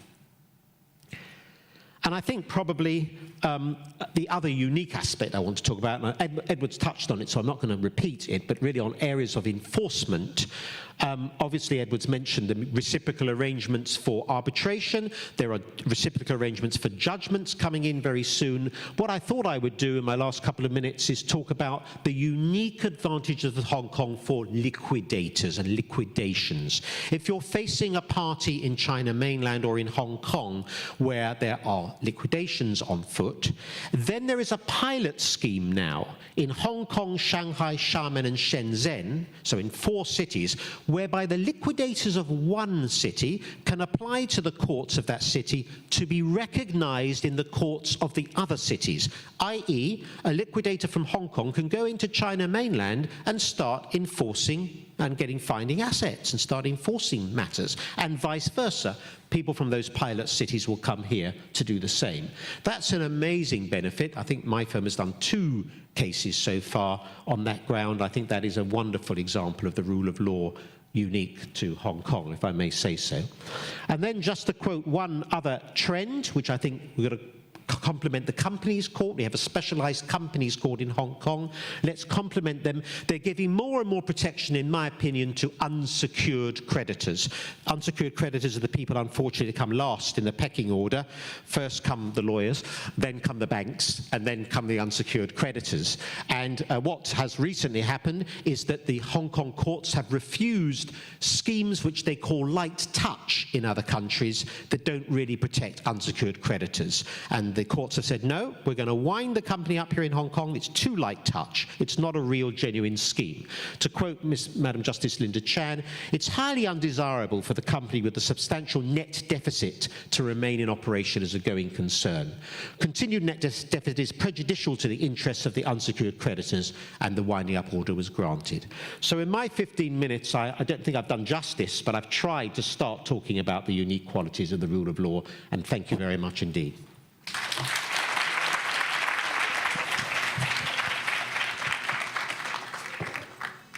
Take your time, Paul. You got everything? Thank you, Paul, for a very informative 15 minutes. Apart from the fact that I now know that Hong Kong actually makes gin, and to a certain extent perfume. So let alone that, from the choice of law, arbitration seats in Hong Kong, qualifying institutions, these are so important, unique advantage that Hong Kong can offer all the way up to insolvency. So this is such an important aspect why Hong Kong is an important arbitration, especially relating to PRC disputes. Thank you, Paul, again. Last but not least, I would like to invite Dixon from Invest Hong Kong to deliver his presentation. Thank you, Dixon.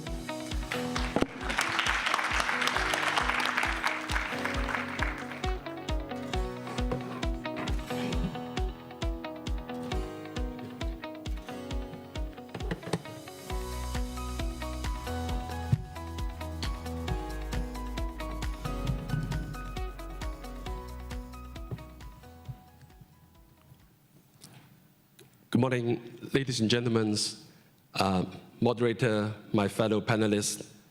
Good morning, everyone. Thank you for having me today.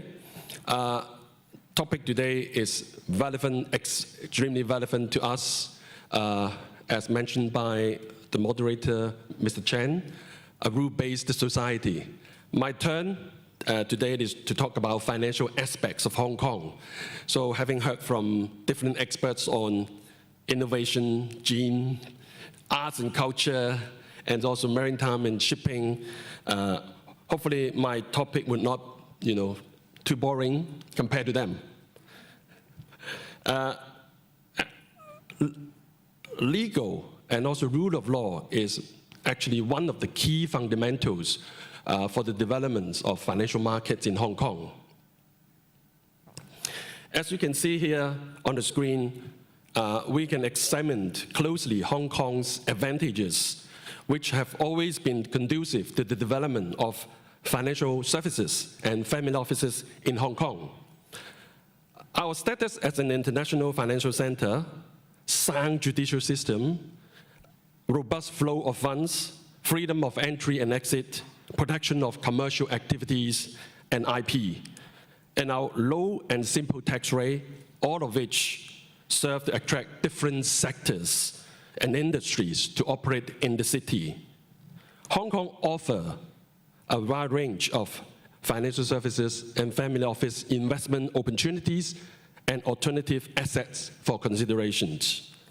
In particular, the role of Hong Kong as a super connector between the mainland and the international financial market can be fully utilized to create a dynamic environment for wealth creation, management, and protections. Hong Kong do not impose any VAT, GST, capital gain tax, and withholding tax on investments. Hong Kong has the relevant infrastructure and talent, as highlighted by my fellow panelists, to maintain its leadership positions, trade centers, transport centers, arbitration centers, and as a dynamic metropolitan city with a vibrant lifestyle, beautiful scenery, beaches and hiking trails, great food and cultural experience. Hong Kong also attracts talents that family offices and financial services need to thrive. On the unique advantages of Hong Kong, speaking of Hong Kong being an international financial center, according to the Boston Consulting Group, BCG, in its Global Wealth Report 2022, an annual heavyweight overview of the industry, Hong Kong is expected to take over Switzerland to become the world's largest cross-border wealth management center by asset under management, we call it AUM, in 2023. BCG also forecasts that healthy inflows to Hong Kong will be kept at an annual growth rate of 9% from now through 2026. Despite continuing pandemic tensions, our strong strengths show, despite the relentless vitality, Hong Kong's economic growth in 2021 reached 6.3%, and despite the adverse impact of the fifth wave of COVID. On IPO and capital markets, Hong Kong continues to be one of the major listings centers in the world. Last year, funds raised through IPO reached over $40 billion, and we've topped the world for 7 times in the past 13 years in terms of IPO funds raised. On PE, private equity, Hong Kong is Asia's largest private equity hub. Hong Kong is Asia's largest private equity market after mainland China by capital under management. China made up close to 40% of the Asia PE deal flows. Hong Kong is the unique conduit for international capital to tap into China's fast-growing private equity and venture capital opportunities. I think in terms of the art lifestyle, my fellow panelist, Harrietta, has mentioned about the art center, the hub of Hong Kong. And art investment and connection, Hong Kong is also the largest art market in Asia and the 3rd largest art market in the world. And bear in mind, we have the Art Basel every year. And apart from art, wine tasting, as my fellow panelists highlighted, Paul, Hong Kong is also actually the largest destination of wine with 16% market share in the world. On the policy for financial services and family offices, in recent years, the Financial Services and the Treasury Bureau has devised a 3-step strategy strengthening the Hong Kong's position as a premier asset and wealth management hub, in particular for private equity and venture capital. The introduction of Limited Partnership Fund, launched in 2020, we call it LPF, offers lower setup and operational costs, as well as tax exemption on carried interest when the main investment activities of the fund are carried in Hong Kong. A simplified mechanism is also introduced late last year to facilitate the redomiciliation of foreign funds to Hong Kong, meaning it will be based onshore in Hong Kong. So the same year, the Inland Revenue also introduced the anticipated carry interest tax concession regime. The carry interest will then get zero profits tax rate. The advantage of LPF obviously reduce the operational cost, provides zero tax on carry interest, and also leveraging the Greater Bay Area opportunities from an investment and business.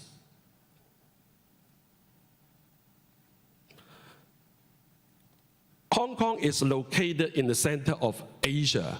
Our city's role as a super connector between mainland and the international market work both ways.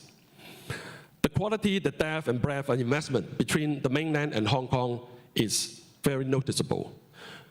Global asset managers, family office, ultra-high net worth individuals can invest in the mainland via Hong Kong, and vice versa for mainland market practitioners. They can also, through Hong Kong, go into international markets. The strong talent pool for financial industry, just to highlight a few, 5 of the Hong Kong's top tertiary institutes were listed in the top 100 universities in the Times Higher Education World University Rankings 2023. The University of Hong Kong is also ranked 31st as the best in Hong Kong. The Chinese University of Hong Kong ranked 45th, rising for 3 consecutive years. Not just on the financial advantages for Hong Kong, but also in terms of the ESG and green development. Hong Kong being an international financial center, but also a center of philanthropy and impact investment. We see comprehensive ESG, environmental, social governance ecosystem with full government support, like green bond market.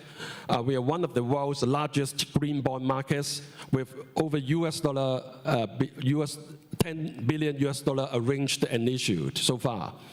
And strong government support in terms of the various schemes, including the pilot bond grant scheme, green bond grant scheme, and also the qualifying debt instrument scheme.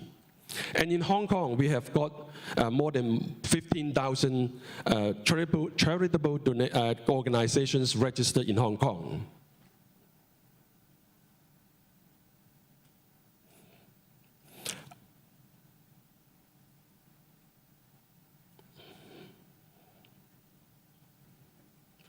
In terms of the support from the government across policy, also the schemes, etc., here is a summary of the table how the government has, over the past 24 months, in developing and enhancing the financial service market and family office. Including the LPF that I just highlighted, the dedicated family office team that the government has set it up under Invest Hong Kong. The team is dedicated to attract overseas family office, ultra-high net worth individuals, rich families from around the world, including mainland, Europe, US, and Middle East, to set up the presence in Hong Kong. So the team provides customized and also tailor-made services at no cost to these investors as a one-stop services, including work visa, facilitating the regulatory licenses with the SFC or Hong Kong MA, and also collaborate with other associations and also our stakeholders, including DOJ and also law societies. And the immigration support letter I would like to highlight a bit more because it helped facilitate the investors in terms of applying the work visas. Hong Kong is pretty straightforward. You know, if you have 7 years working here, ordinary resident in Hong Kong, then you can get the work visas approved after 7 years in Hong Kong. So you will be able to get PR, permanent residence. Compared to other cities, they've got some other different types of work visa, employment pass, PR, or even you get the PR may not be necessarily get the citizen. But Hong Kong is pretty straightforward, 7 years, transparent, simple. So our support letter will be able to help the investors. We have been discussing with Immigration Department to get the consent and also the support in terms of our support letter, so to facilitate the investors in a much more coordinated, efficient, and also fast manner. And SFC, we have also worked together with the SFC in terms of clarifying the license requirements for the multi-family office and single-family office. So in the SFC website, there is a section on Q&A which explains most commonly asked questions, including the licenses. More importantly, apart from the LPF, a number of measures that we have highlighted, including the LPF, licenses, SFC, and the dedicated team at Invest Hong Kong, there is an upcoming proposed tax concession for family office. When it comes to help with the setting up a family office in Hong Kong, tax is always one of the considerations. So we expect the bill to be approved by LegCo end of this year. So once it's approved by LegCo, it will have the retrospective effect from 1st April this year. So this financial year will have the effect to have this tax concession. And under the proposal, we call it FIHV, Family Investment Vehicle, managed by single family office in Hong Kong, would be exempt from profits tax on certain qualifying transactions. So the bill is already published in the public domain, so feel free to have a look. Under the proposed tax concession, which hopefully will aim to attract more family office to domicile in Hong Kong, the benefit of which is very obvious because it will generate more demand for investment management and other professional services, including legal, accountants, bankers, lawyers, all these services, including trusts as well. So it will help job employments, job opportunities, as well as investment opportunities, because the size of the capital is expected to be huge. In addition to all these benefits, it will also help deepen Hong Kong's funding pool and create more business and investment opportunities for the financial industry as a whole, including private equity, venture capital industry. So the benefits for a single family office and the society, actually, why they need to set up a family office, actually, there are a lot of benefits, but in short, is to institutionalize the family business, to professionalize the family structure in a more proper way, not just on family preservation, but also on the wealth protection and generation. So it will have to engage a number of professionals, including bankers, lawyers, accountants, trust services, all these professional services. Here is a summary of our collaboration with stakeholders over the past 20 months. Our team set up last year, but have been working closely with associations, private sectors, also government bodies. Here is a summary of our support services, customized at no cost. So feel free to reach out to us if you have any investors who are interested in setting up the presence in Hong Kong. We will provide services like work visas, immigration support, license matters, as well as PR and marketing support. We have different sector teams. Myself come from the financial services and family office. We also have other sector teams like transport, creative industries, fintech, etc. That's it from me. Thank you so much for your time.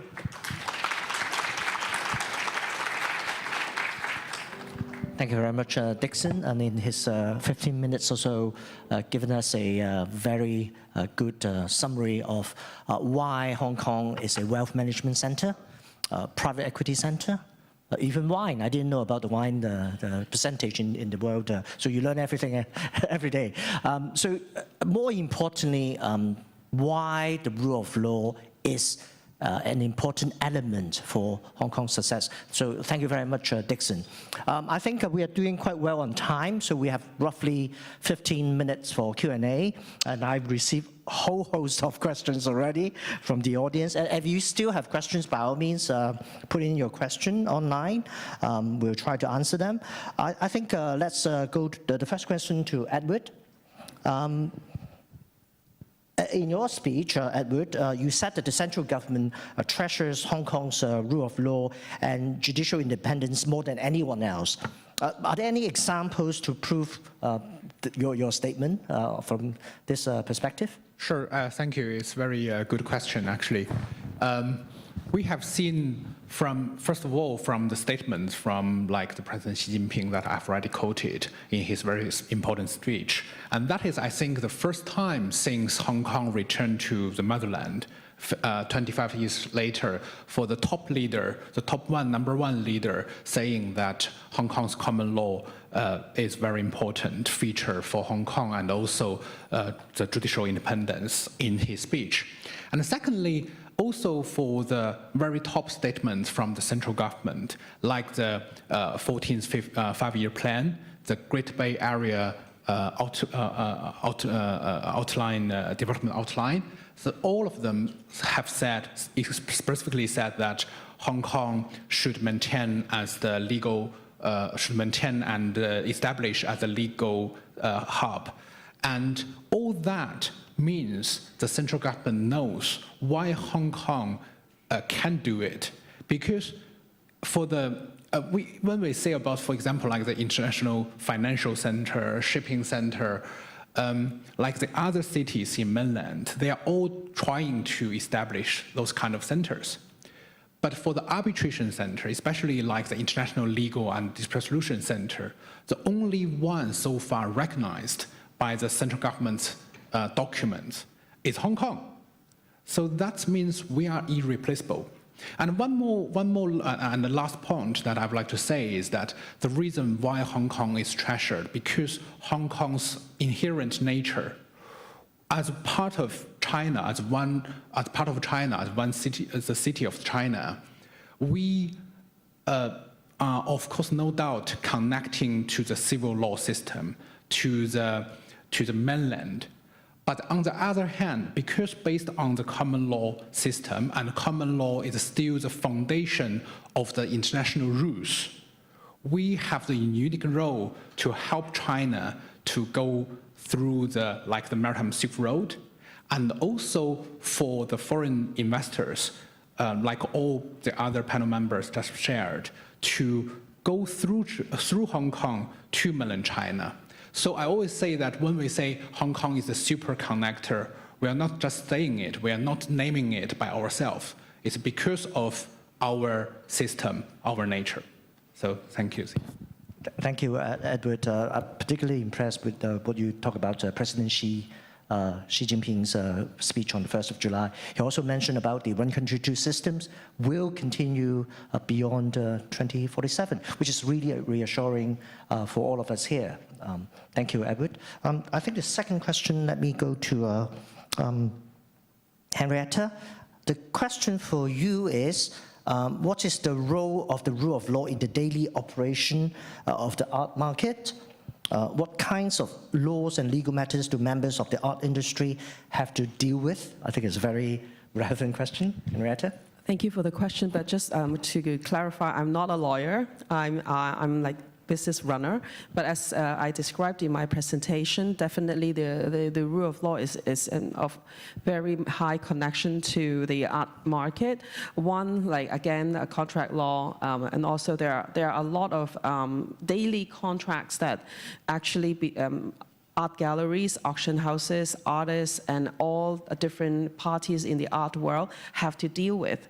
And it is important that to understand that the rule of law it's intact and that people can be comfortable to to trade in Hong Kong and to collaborate with us. And it has been proven that Hong Kong is one of the top art hub, and the art world has worked really hard in the past decade to deal with that. But I have to say that, as I reiterated in the presentation, that most of the people in the art world are not very much business oriented. They are very much art and culture oriented. So they need, at the point, we're at the juncture where we need to, the reason why I'm here as well is we're at the juncture that we are big enough to attract everyone's attention and to collaborate with the art world in Hong Kong to get everybody up to the standard.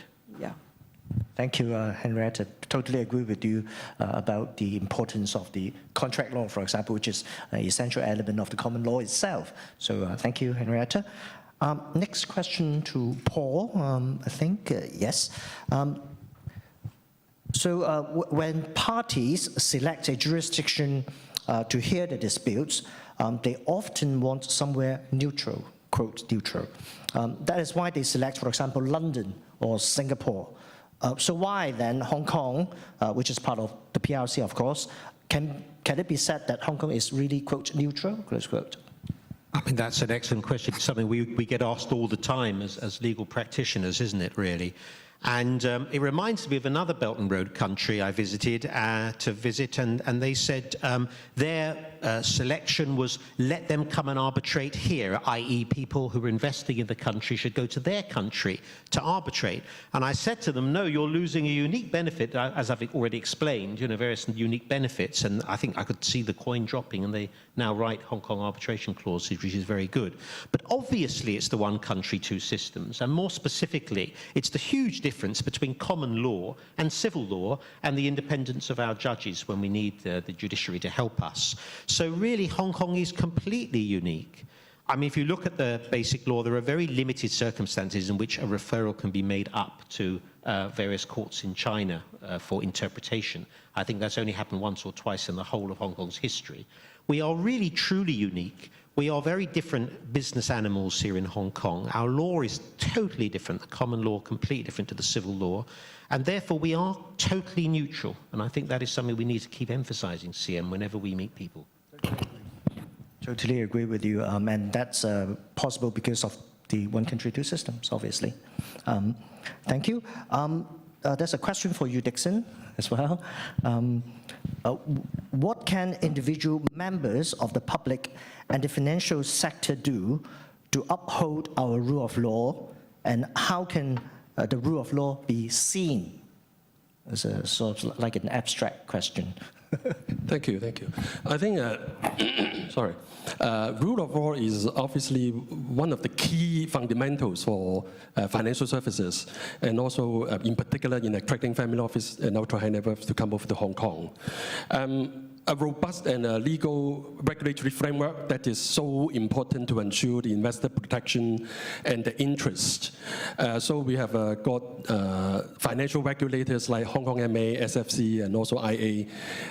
They are actually the regulators to watch and make sure the rules and regulations are maintained up to date. So rule of law is absolutely the top priority for financial markets. And I think on the fundamentals, like why we can be international financial center, arbitration center, trade center, etc., is because of the strong and robust legal system that we have in place. I'm not an expert and I'm not a legal lawyer at all, so I will not be able to comment like Paul, Evan, and Harrietta's views. But on the financial side, I think there are specific tax concessions available for many different products, like shipping lessors, insurance, and also corporate treasury center, and upcoming the tax concession for family office target to single family office to come over to Hong Kong. So I think Hong Kong is very transparent and also very specific in terms of attracting specific products or like the tax transactions that we have across many different aspects. On the fintech space, also the new developments on virtual access, metaverse, etc. So there's a new regulations on this as well, promulgated by the SFC. But of course, all this development would have the relevant or associated risk, and that's why the rule of law is so important to the financial markets development. Thank you, Dixon, for your sharing. I think we still have time for one final question, or maybe I should actually ask our going round the panelists to say a final few words, just to highlight one or two attributes of the rule of law that are of utmost importance to your respective industry. Okay. Edward? Sure, thank you. Well, as I mentioned in my speech, in 2019, the International Chamber of Shipping decided to set up the office. Well, when the board of the ICS made the decision to set up the China liaison office in Hong Kong, that was made in February that year.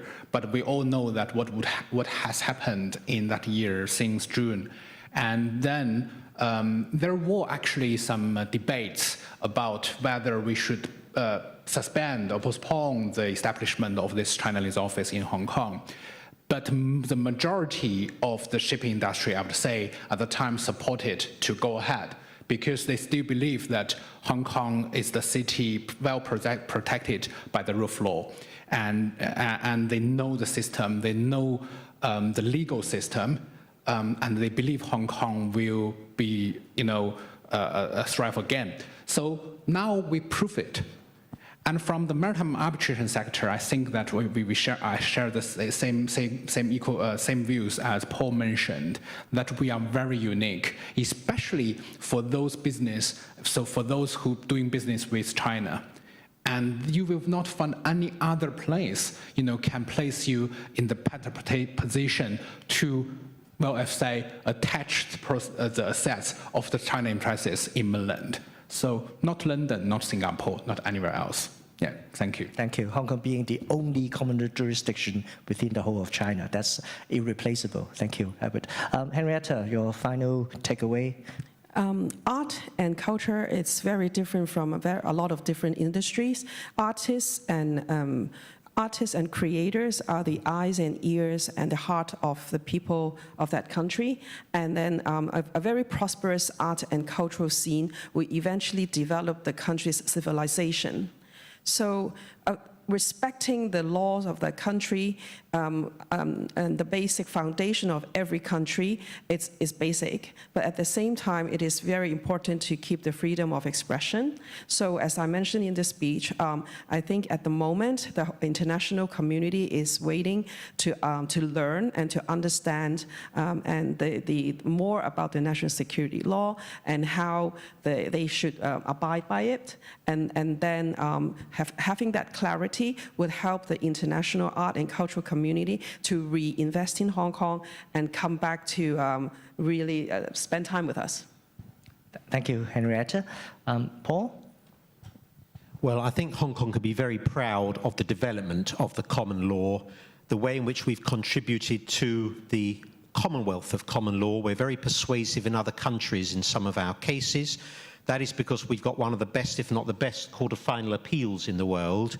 There was this rumour, this fake news, that all the British judges were going to resign. But what has happened, of course, is that the Supreme Court justices who sit on the British Supreme Court don't sit in Hong Kong. But we still have a lot of British judges actually sitting in the Court of Final Appeal, plus the former Chief Judge of Australia, Canada, etc., etc. I'll give you two examples from my two industries, one from construction. Hong Kong really cutting edge in setting the limitation period, the time within which a party can bring a claim or can start a claim in construction. That's the case of Bank of East Asia against Chinwe Marble. And the other one from arbitration is multi-tiered dispute clauses. Many of you in business will have these clauses that say if you want to go to a dispute, first you've got to negotiate in good faith, then you've got to go to the chairman of the company, then to mediation before you can arbitrate. Hong Kong law is clarified now that the arbitrators themselves can decide whether you've satisfied those stages. You don't have to go to court, so it saves you time and money in clarifying that. So we can be very proud, I think, of the development of law. Thank you. Excellent, Paul. I mean, again, let me remind everyone that Article 84 of the Basic Law allows Hong Kong courts to keep referring to cases from other common law jurisdictions. That's constitutionally entrenched. And like Paul said, in fact, many of the Hong Kong cases are being cited, CFA cases, by other common law jurisdictions. That's something that we should be proud of. Thank you. And finally, Dixon? Thank you. I think my fellow panelists have mentioned all the Hong Kong benefits and advantages across financial and non-financial aspects. What I would say is, with the recent relaxation of the quarantine requirement to 0+3, and also the successful events like today's DOJ Legal Week, and also the investment summit that we have held last week, hosted by Hong Kong MA, Rugby 7, etc. So the key message to send to the world is Hong Kong is back to normal. And hopefully we will continue to have this momentum to pick up with rigorous other events and activities that we can continue to send the message, positive message to the world. Thank you, Dixon. I think that concludes the discussion. To me, I think I learned a lot actually from my fellow panelists. The most important takeaway, at least for is we talk about different rules, regulations that are really protecting Hong Kong. But ultimately, who is going to enforce these rules is our independent judiciary. So I think, like Chief Justice mentioned in the beginning, that Article 85 guarantees the judges in Hong Kong adjudicate cases free from interference. I think that's actually possibly the most important protection, safeguarding our rights and liberties. So on that note, I hope you enjoyed the session. I certainly did, especially the part about gin and tonic. Okay, on that note, thank you very much. Thank you. Thank you. Thank you, our moderator and speakers. Please remain seated. Yes, as we would like to invite our moderator and also speakers to take a group photo, one more official photo, before maybe just seated will be perfect one. Yes. What a enjoyable and also thought-provoking section we had just now. Once again, ladies and gentlemen, please give a big round of applause to our moderator, Mr. Chan, our speakers, Mr. Wong, Mr. Liu, Mr. Starr, and Dr. Henrietta Chola. Thank you so much. Thank you. Please be seated off stage. Thank you.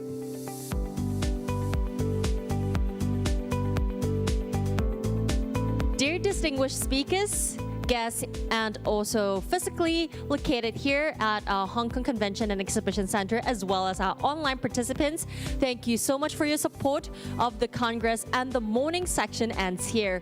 Please be reminded to take all your personal belongings with you. We will now break for lunch. For speakers and moderators and also invited guests marked with an orange dot on your name badge, please kindly proceed to the lunch venue at the Bohemia Room downstairs. Our crew members will also show you the way. Don't worry about it. And also for the Congress in the afternoon, we will resume at 2. Please be seated 5 minutes before our starting time, which is 1:55. For online participants, please kindly join us with the online link once again at 2 p.m. sharp. So ladies and gentlemen, enjoy the lunch and we will see you all at 1:55. Thank you.